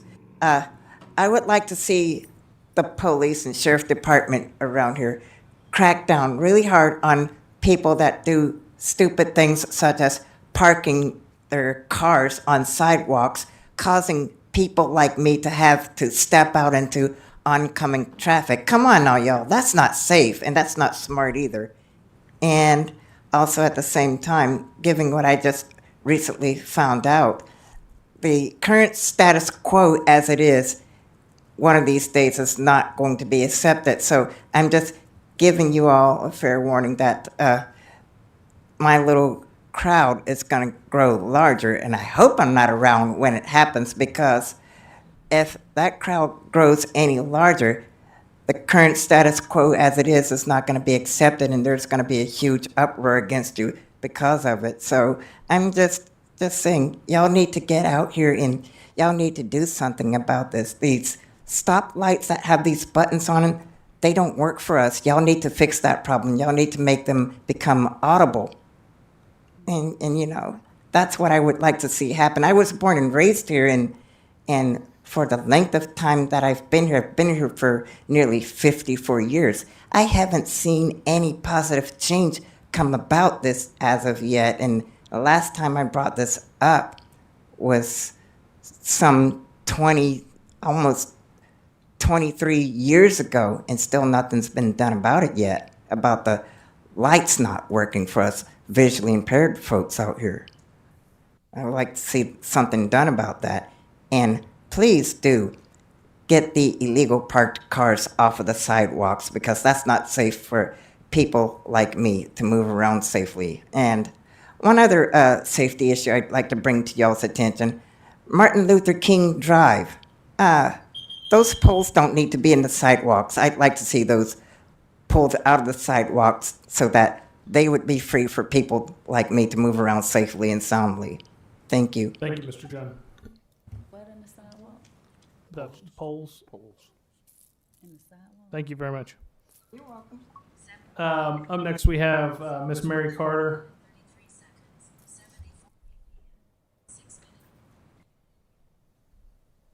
Hi, I just wanted to know, is there anything that could be done about the animals around here that gets loose and the owners are letting them loose and they're using them to run on people's property? They're using them to mate with one another and having them screaming and hollering at night and running over, and they're doing things that they shouldn't be doing to the dogs. And they are saying that the animal shelter is saying you can't shoot them, you can't bother with them because they are pets and that you're not supposed to hurt them. And whatever they do, that they are allowed to do this. So if they're allowed to do all these things, are they human like us to allow not to do things? But then we all, as human beings, need to know how to protect each other. If we're going to protect each other, I have been hurt several times with those dogs. And my granddaughter, and they have chased us, and all of them know about it. And there's some have gotten bit, and they have did nothing. There was one lady, she told me, and she showed me all of her scars and how they have just walking down the sidewalk, how they'll just come out and just grab you, and run behind you. And see, some people take it for fun. They do this because of, if you got property, they don't want you to not let them ride on their four-wheelers and do all their, whatever they want to do. They should do it at the parks or wherever they're supposed to do it at, but not on permanent property. Then the police are called, the sheriffs are called. They say that's not their job. There's nothing they could do about it. So it's the animal control or whoever. And when you go to them, they say they take care of dogs and they sell dogs. So they don't want anybody bothering the dogs. So if the dogs want to mate or do whatever, as long as they are fenced in. Okay, but they don't fence them in. And if they fence them in, they fix it where their dogs can get out and come still do things. They don't feed them. They get puppies. They have puppies and things, and then they want to sell them. So it's their business what they want to do with their dogs, but why can't they be seen that they are fenced in at all times, not loose? And if they are out, they should have like they walk around every places. There are decent places that communities have, and the commissioners, they don't have dogs and things running all around loose and their backs bit out, and they, mating them and doing all this stuff and having them chasing behind you because they're not feeding them. They're not doing the proper things with them. So they doing all this, and they claim they do all this, but they don't. And see, they can't come out. They say they got other things more important, the sheriffs and police to do. So if they got more things to do, then what can be done? So what issue? What could I do? I just want to know what could I do about this issue. You all don't. Thank you, Ms. Carter. I'm actually going to ask Chief to come address it, if that's okay. Thank you. Because I know we've had this complaint coming forward a couple times, and so it is a. If we have a dangerous animal, we always encourage someone to call 911, give us a description, we'll get a unit out there. We keep an eye on that animal, contact animal enforcement, get them out there because they've got the equipment to get the animal. We also try and identify the property owner, and if it's a dangerous animal, and actually I've been dealing with the city attorney about our ordinance and also state statute, the issue with the puppy farm where they're selling the animals over on 90.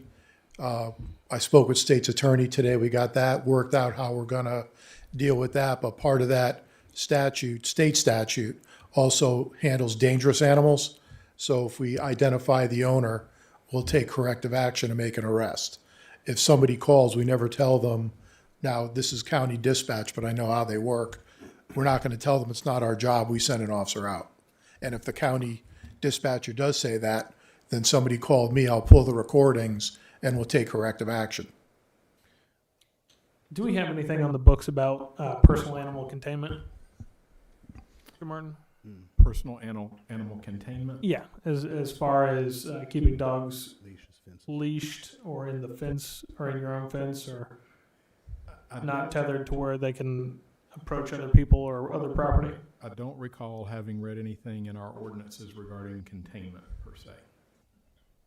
I'm not familiar with an allowing a dog to roam section in the city ordinance. Ms. Young? So Chief, if law enforcement pass or riding and they see a dog, when do they consider it that you say a dangerous dog? And we went through this before. All dogs are dangerous. if it's not your dog. So what does it have to come to? If law enforcement see a dog roaming, what happens? He just let the dog roam because it's not a dangerous dog? Unless the dog is actively being vicious, we're not gonna take any action. We don't, number one, we don't have the equipment. We contact animal control, the Humane Society, currently, if we think there's a dog that there's an issue. If it's injured, same thing, we would contact the Humane Society and have them come out and try and get the dog. So if law enforcement is riding and see a dog and it's not leashed, and it should be leashed, I believe, and it's not leashed, do we not call animal control? We'd be calling animal control every 5 minutes. No, we don't. So what about the citizen? If they call and there's a dangerous animal, we will respond out. All animals are dangerous. All dogs Well, are that's, dangerous. we have to have something else. It's not saying all animals are dangerous, ma'am. It's the dog has to be actively vicious, threatening even if it's another animal. If somebody's another dog attacking another dog on somebody's property, we will contact animal control and get them out there as a priority one call per the contract with the Humane Society. Miss Mary just walked to that podium, and Miss Mary, and she complained about a dog. Don't you know when she walk at her door, if a dog is there, that dog is considered dangerous? Because if he go to strike her, do you think she can get away from this dog? So I believe if a dog is unleashed and law enforcement spots the dog, I think a call should be made. Then we're going to have to do something because there's no way the Humane Society is going to be able to handle that because, well. Mr. Martin? So I was able to confirm there is a confinement ordinance, there is a leash ordinance. As I'm scanning it, I think the enforcement issue becomes if the animal is unleashed, if the animal is unconfined and roaming freely, it's the there isn't a mechanism in place to really identify who the owner is to be able to hold the owner responsible in that circumstance unless there is some sort of collared identification or electronic identification on the animal. Whose responsibility is it? For the confinement or we the know leash? whose responsibility is for the confinement. Whose responsibility is it to find out who this dog belongs to? Not Miss Mary.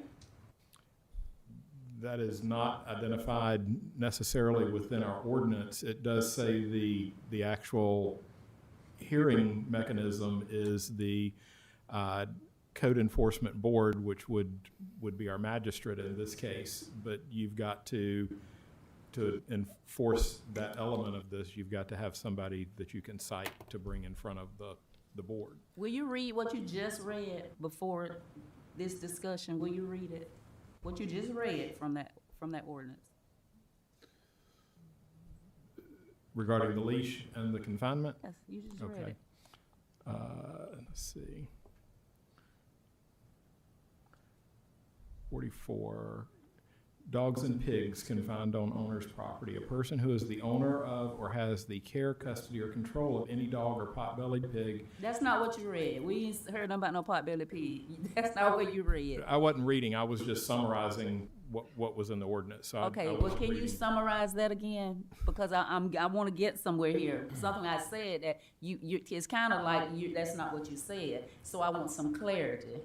So what I said in general was our ordinances do have a requirement that, I said dogs, it's dogs and pigs, be either confined to an owner's property or be leashed. Okay. That wasn't all. You said something about if a dog is not leashed. And if a dog's not leashed, we would be able to take some sort of enforcement action. The problem is identifying who to take the action against if we can't identify the owner. Okay, I didn't hear you say the problem is earlier. I don't know that you said That's that. the deficiency.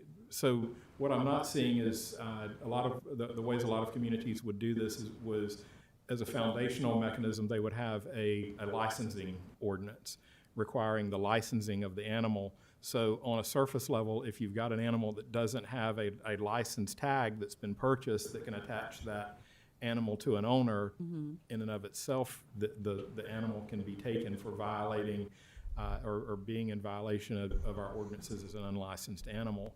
That's where I wanted you to get to.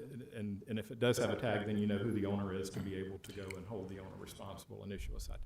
If I can get, Clay, my understanding is the ordinance does have a licensing component, but the city is never, if you look on there, because I've been spending time with that ordinance, there is a section there about licensing of dogs, but the city's never, as long as I've been here, has never done that. It sounds like the city has homework. Didn't know this one was coming up tonight.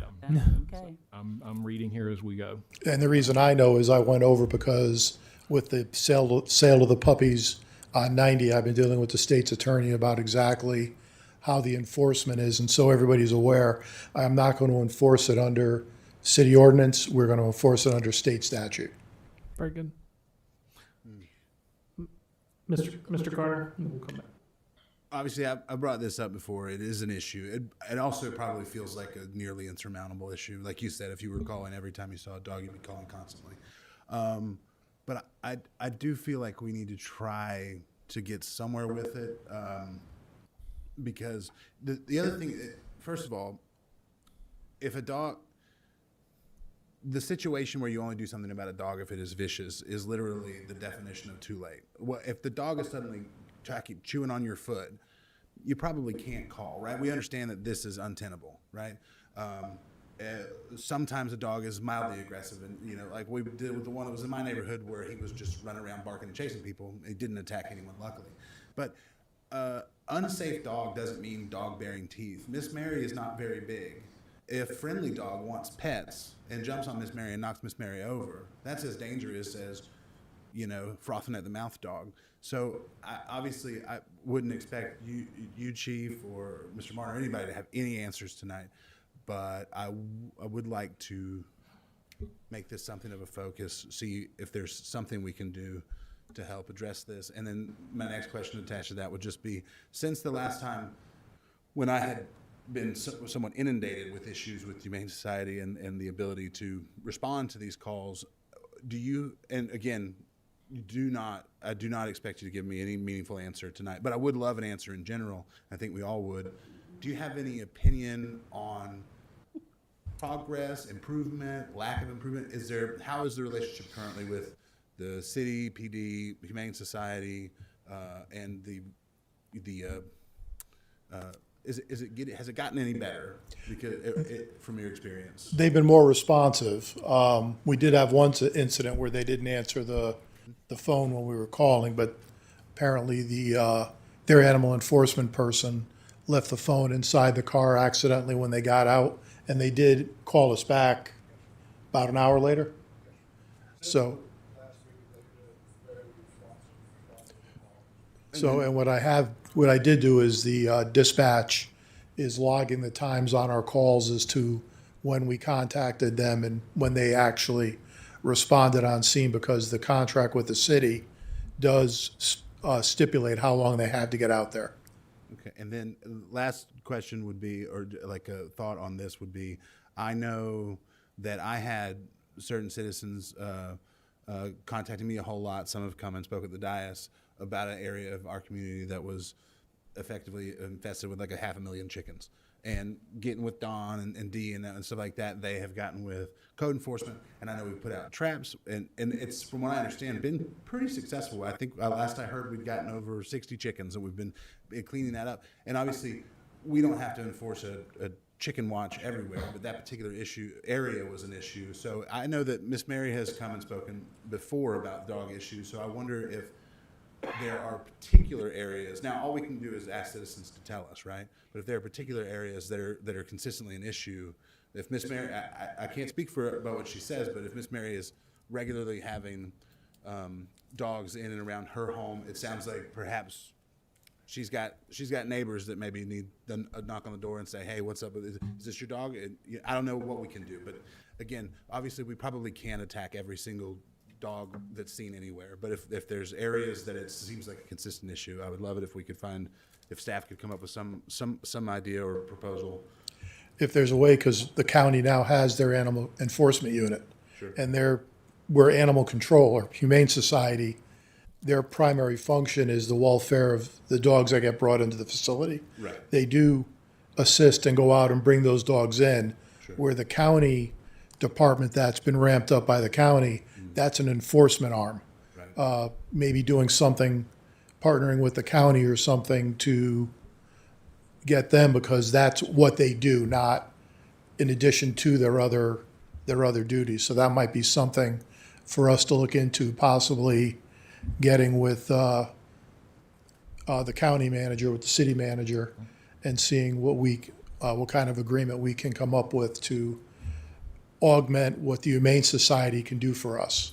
Because, they're stretched, I understand that, but if we have that unit and they've got the equipment, they have the training, and they can get out there in the problem areas that are identified, and obviously, if necessary, I'd send an officer out to give them a hand in case we do identify the owner. And that way, because a lot of times people are not going to be happy if you're taking their dog or if you're giving them a ticket. I also don't want to leave those animal enforcement people hanging out there by themselves with no law enforcement with them. Thank you, Chief. Thank you, Chief. And I would make a suggestion I've made before, you might have had this conversation before, is know your community. We have enough officers where they should know their community, especially when we have elderly people or disabled in a certain community. Then we want to pay close attention there. If we see dogs in this area and we know an elderly person live here, then we're gonna go that extra mile, because we know they can't really defend themselves from a dangerous dog. So I would love to see us patrol our areas, get back to knowing our community where these elderly or, again, disabled citizens are. That would make a great difference. Thank you, Ms. Young. Mr. Jernigan? I'm in agreement with Ms. Young and Councilman Carter. Also, if getting to that area, obviously she's got it's a high crime area when it comes to dogs in that area. So if we can get somebody out there with the assistance of with the Lake City Police Department and Animal Control County, that would be awesome for you, for her to see that we're out there patrolling that area, because I would hate to see one of those dogs attack her. And by the way, that's my aunt, so I want to make sure that we take care of the elderly, because she did take care of us as we were coming up. Thank you. Thank you, Mr. Jernigan. Mr. Rosenthal and Mr. Martin, you guys had something, so I'm going to start with you, Mr. Rosenthal. Yeah, I was just going to mention that in other places, what I've seen people do when there's a situation, or cities do when there's a situation with dogs, is to have a dog licensing requirement. That way, when you catch a dog, his tag tells you who he's belonged to, and you can find that owner. You could lock up that dog. It's no easy way to fix a dog problem. The police department are not dog catchers; they're police officers. So their job is not to catch dogs for us. If we want to do that, we need to establish something that will allow us to get a fee and actually have somebody that catches dogs or bring them to the respective societies that deal with the dogs. The shelter that the Humane Society has is a no-kill shelter. The shelter that's being established by the county is a kill shelter. It offers a final solution.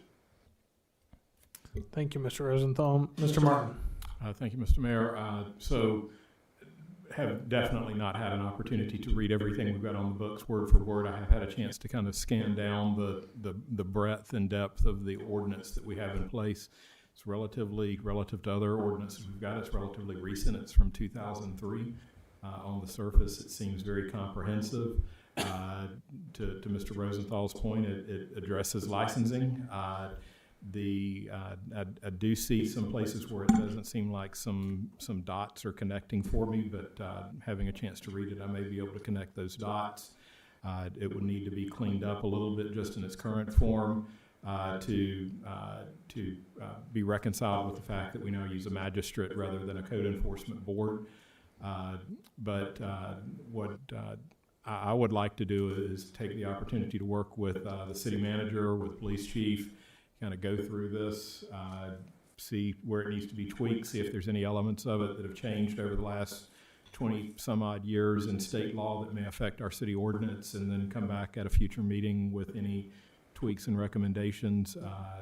Fully implemented, I think there, if I'm reading it correctly, the way it works, there would be some probably budgetary implications that would need to be taken into account, and we're starting to get into that season anyway here in the next few months, and so it'd be an opportune time to build out the enforcement and regulatory mechanisms around the ordinance just as it sits right now. So. Thank you, Mr. Martin. Thank you, Chief. All right. So we're now going to move on to departmental and administrative items. So, Mr. Rosenthal, we'll start with your departments. Yes, Chief, I'd like to call Steve Brown up. We're going to talk about some things that Steve Brown and Dee came up with and brought to me as an idea. I'm bringing it to the board because I think it's an excellent idea. Thank you, Mr. Rosenthal. Thank you, Mayor and Council. We have, over the past probably 8-9 months, up to a year probably, been looking at upgrading some of our parks. And this started with Campbell Park with the installation of the new pier that was put in there. Councilman Sampson was actually one of the first ones that talked about it as we were going through this. And as we put some new equipment in the parks, we noticed that the homeless was taking over the seating and the benching areas. So we went and moved some of that stuff around. We found out there was a part of that park that we wasn't really using. They were really using it for the homeless was staying over there. So we modified that and cleaned it up. And since then, we've moved into kind of going in and we put a walking path in to help some of the green area, and we put some exercise equipment in. That was going down towards the tail end of last year. We got some calls right after the budget process last year, right around late October, early November, about the Kiwanis Park, which is the park that's out on Turner Road on the far side of town.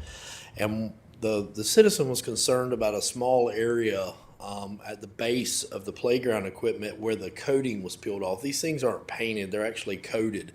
So we went out and we took a look at it. There were some jagged plastic edges, and what we did was we did some modifications in-house, took our public works staff out, and we did some work out there, and we were able to keep from closing the park. And we went ahead and started researching, getting some quotes on what it would take to replace some of this equipment. We were very surprised when these quotes started coming in. The first quote come in on December the 4th of last year, and it was for $26,191.78. This was an unbudgeted repair, so we went back out to make sure there was anything we could do until we could figure out exactly where this money would come from. Shortly after that, about 2 weeks realistically, we got a call about Young's Park. And Young's Park, the concern was different but the same. It was a different type of equipment. And when we went out and started looking at that one, we started assessing piece by piece. We were able to receive some other quotes on this park, one of which was $56,928. $37,004. On our PowerPoint here, you can see where we've actually taken some pictures of the equipment. And if you'll notice, one of the main components of this is that coated steel, and there's a lot of plastic. And that plastic in this Florida sun, it's just going to have a life expectancy. And I'm assured that when we bought this equipment, it probably wasn't to the tune of $60,000 a piece. So in going through and looking at the equipment, we were faced really quick with prioritizing. And I don't know, I feel confident that this board is going to say you can't put a priority over one kid versus another kid. And these pieces of equipment are designed by age groups. So we got educated very quickly on how this worked. So a 2 to 5 year old would play on something obviously a lot smaller than, say, the one that we're looking at there. And then as it goes up in age, obviously the equipment goes up in age. So we started doing our normal process of what we could do in-house and what we could, if you notice the mulch on the ground, Public Works does that stuff. So as we got to looking at it, going to try and figure out how to prioritize it, we got to thinking about a bigger project. We are postured now to go in and repair as much as we could, and we've done that. Public Works has went out. They've taken and ground down any of the sharp edges that we could find. We've even taken our natural gas welders out and had them weld any broken pieces of steel that we could find and recoated it to the best of our ability. So that's the reason why we haven't closed the park down, because we've been steady making maintenance and repairs to it. But as you can see through the slide of pictures, it's just at its end of life expectancy. So in looking at it, knowing that we have a couple of parks, currently the only 2 parks that are budgeted, we had some exercise equipment at Campbell Park, and we've got Sally Mae Jerry, where we're actually removing the sand and putting the rubberized material down in the bottom of it. And we're currently in the process of getting ready to do that. Those parks are really in the best shape of those 2. But we got to looking at what it would take to do a whole park upgrade. And that's kind of what we're here for tonight, is I'd like to talk about some guidance, maybe some direction that you guys would like, because this is going to affect every one of your districts. This is really going to affect all of y'all. If you see on this one here, that's a really good example right there. If you see the picture on the left where the broken jagged edges was, the picture on the right is what Public Works has done to extend the life expectancy by taking all of the jagged edges off of it. Again, where we're going in and fastening everything we can, but we're only going to be able to do this for so long. So what we wanted to talk about was, we had talked about a splash pad, enhancing the park. We think that's a great idea. We believe the youth will love it.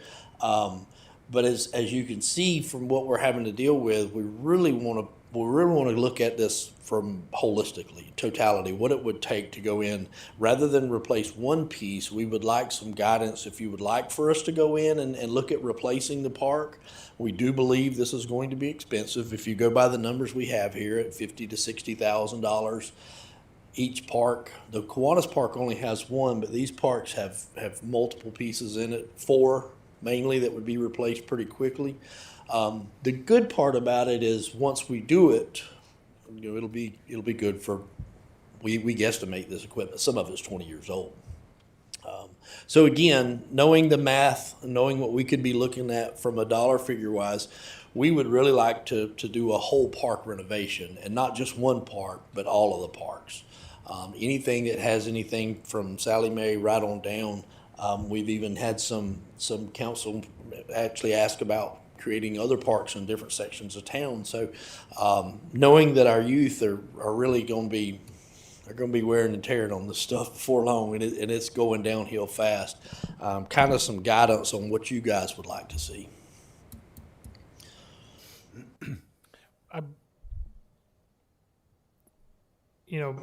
Parks are one of the quality of life is one of the tenets of what we provide as a city of Lake City. Have we never had a budget item for ongoing park restoration?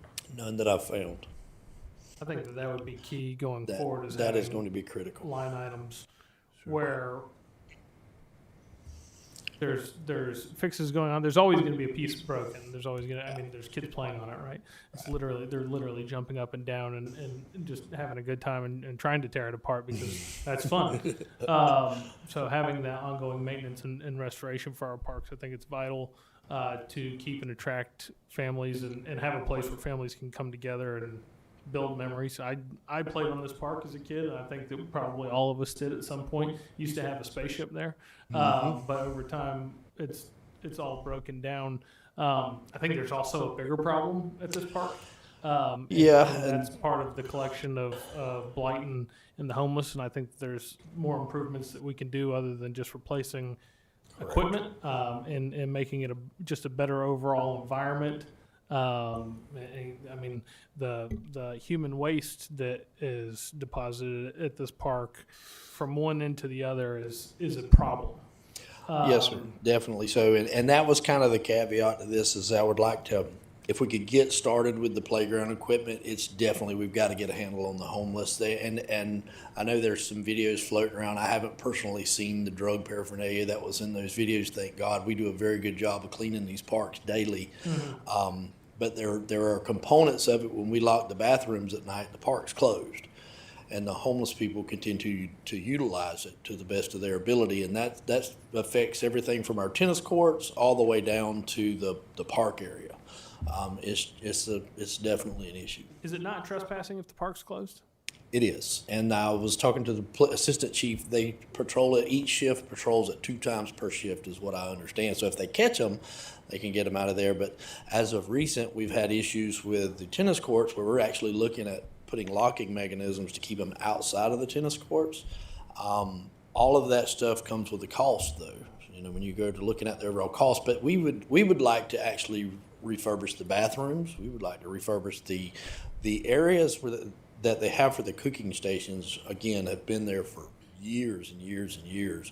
The whole park really needs to be done, but this was the catalyst. When we realized that these pieces cost this much money back at the end of last year, we realized that we had a bigger issue. We can go in there clearly and reallocate money to do just one piece, but we're not going to be fixing it. We're really just dragging our citizens down the road then. Ms. Young. My question would be, surely these parks need restoring for the safety of our children and families. Mm-hmm. So, and I know we've already gotten quotes on certain equipment, but we haven't really gotten a quote on overall. Is that right? Correct. Choosing what equipments we want to replace them with, because yes, ma'am. With their dates, their birth dates, we know we're not going to get the same ones. Right. So, would it be, and we're going to have to fund this. There's no way around it. We have to make this happen. One of my sayings to Lake City is, how can we be not in compliance with code, and then we find the citizens and they're not? We have to bring these parks and everything, sidewalks and everything, up to code. So I would like to see us get a overall quote of replacing these equipment parts in these parks. I would like to get an overall quote. And if we have to get 4 pieces of equipment at a time, what I would not think would be great is replacing them one at a time. We need a new park. Yeah. So if we have to purchase so many at a time, then I think we're to wait and just restore the park altogether. Now, of course, I'm sure we'll have to do one park at a time. I can't see us doing all of them. I wish we could. Staff can devise an implementation plan, funding and implementation plan for you to review and approve. Okay, I was gonna get there. Okay. And we are so appreciative of Mr. Brown, and his insight is valuable in all of the area of the city. I just have to say what's real. and the discussions we've had about the parks, I think it's a good idea that, and even if we do it in phases and give us a quote of in each phase to Yes, see ma'am. what we're really working with to get these parks to where they need to be, because it's just by the grace of God, we haven't had a serious injury at these parks. And I know I go out there and I frown, but I never thought it was that bad.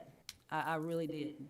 So we have work to do, Lake City, and I just hope that we're open-minded enough to find these funds, and if we have to do a treasure hunt, Mr. Carter, find these funds to bring these parks up to code for our families. Great. Thank you, Ms. Young. Mr. Carter. Yes, I agree with Ms. Young. I think, like Noah said, I feel like I remember when that big piece was new, and I think I was like 6. So obviously this place has been through the ringer. I think that honestly the work in repairing and restoring the park in and of itself will go a long way towards dealing with the transient issue. Generally speaking, you know, nature pours a vacuum. If something's wrong, it's going to feel it. And when the park is in a shape like this, people don't use it and play on it. Somebody's going to find something to do there. But if that park is full of happy families, you know, swinging around and having a great time, it's much less likely to have any of that to begin with. So I agree with Ms. Young. I'd like to see like a full scale, because obviously we did away with our Parks and Rec department, and that would be many millions of dollars to bring that department back. I don't think that that's something that we can afford to do right now. But this passive recreation, like our parks and stuff like that, and equipment, landscaping, the whole 9 yards, I do think that these things need replacing and repairing. So I would agree that it would be a priority to figure out what we need to do to get that back to up to snuff. Thank you, Mr. Carter. Ms. Young. 2 things I would like to add. One, that at least one piece of equipment at each park, ADA. Yes, ma'am. I have that on my list as well. And the other is that if we can include that we secure these parks. If it take gated park for the safety of our families, then I say include that in the amount. We did have a recommendation from one of the staff members that was actually talking about raising the fence height. The fence that's there currently is a 4-foot fence. It's very easy to get over the edge of it. But we did talk about that, and then there would be an actual mechanical locking device when at night the gate would lock, and that would help also with the issue of using the restrooms on the facilities. Those are great ideas. And I like the idea of starting with a new baseline. Yep. No, I'm sorry, I was scratching my head. Any other thoughts from Mr. Brown? Thank you, Mr. Brown. I think that we have a consensus for you guys to put that together and bring it back to us. Staff will develop a funded and implementation plan. We're eager to see it. Okay, thank you. Thank you. Ms. Rosenthal, anything else?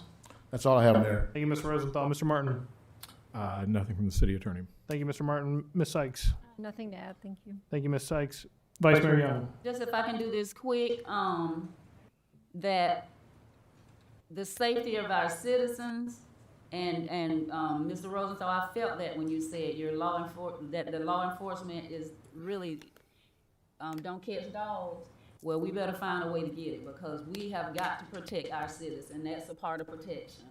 I think it's very imperative that we come up with a plan for that, to get that done. And also the gentleman with the vision impairment.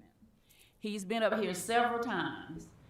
He came once talking about the sidewalks and how, I can't remember, but Johnson and I went and looked at it, and it's just what he said. Here again, if the city is not in compliance with ordinances and laws, and how can we charge the citizens if City of Lake City is not? So I think we need to get on that, and I'm sure there's grants for these traffic control devices. Took some notes on that too. Okay, so let's just get that and not just talk about it and leave this board and not do anything about it. Thank you, Vice Mayor Young. Mr. Jernigan. Just a couple things. There's a drainage problem at 132 Southwest Crest Street, where that water comes down the hill. And it's beginning to affect those duplexes that's down there. So if we can get somebody to take a look at that, Ms. Rosenthal, we'll really appreciate that. Steve's taking his note on that right now. Okay, thank you. And shout out to our police department, fire department, and everybody else, Public Works. You guys are doing a fantastic job out there. Finance, RJ Sykes and her group over there, y'all doing a good job. So whatever y'all do, y'all actually make us look good, or you can make us look bad. But I just want to let you guys know I really, really appreciate you guys. This lady to my left, she looks at with that face, but it's okay. And also, I want to put this out there. We on YouTube all the time, and when we're fighting, it looks like we're fighting amongst ourselves, making different comments.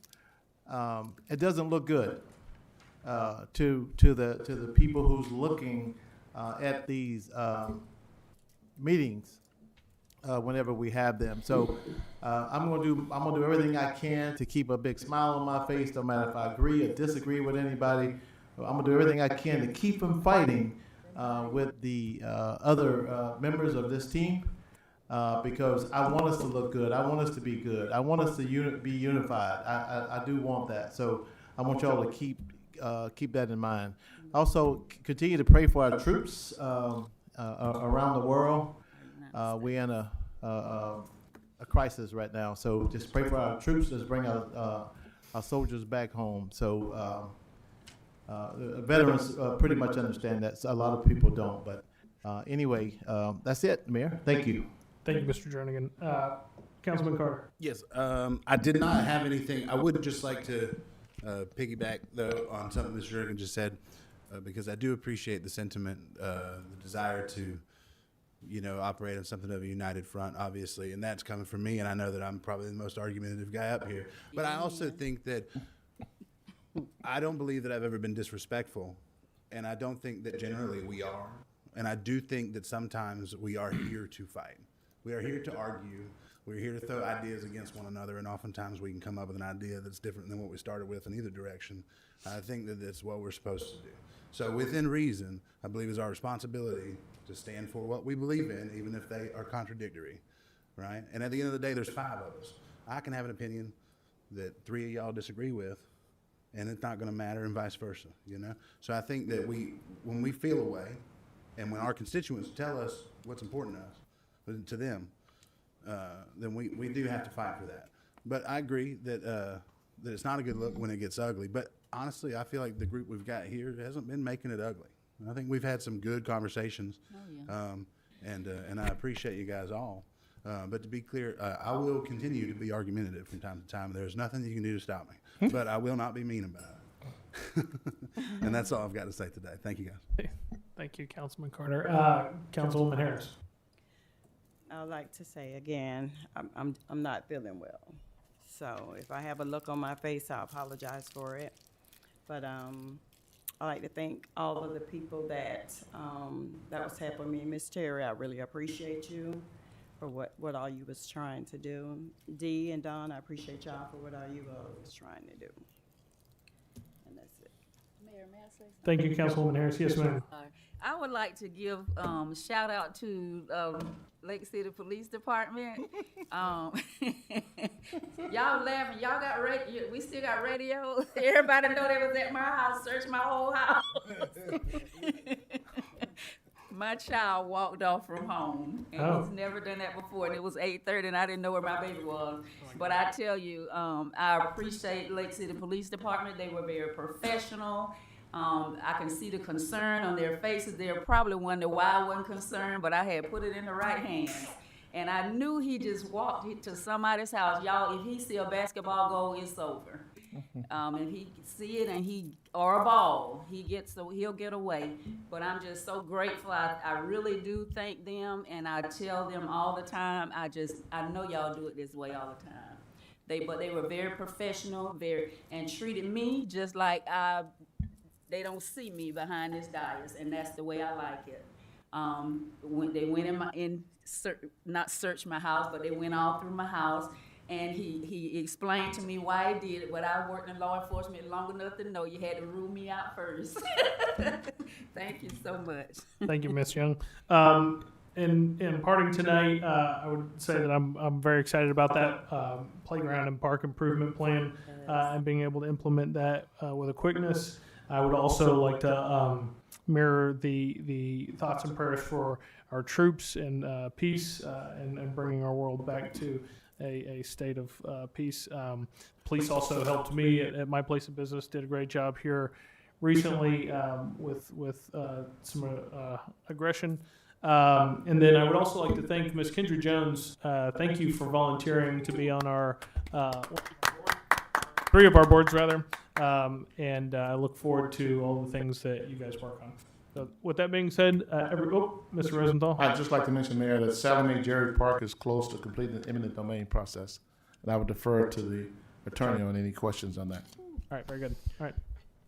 Yep, Mr. Martin? We own the property. There's some trailing issues we've got to clean up, but in the courts, but we own the property. All right, very good. So. All right. Thank you, guys. Have a good night.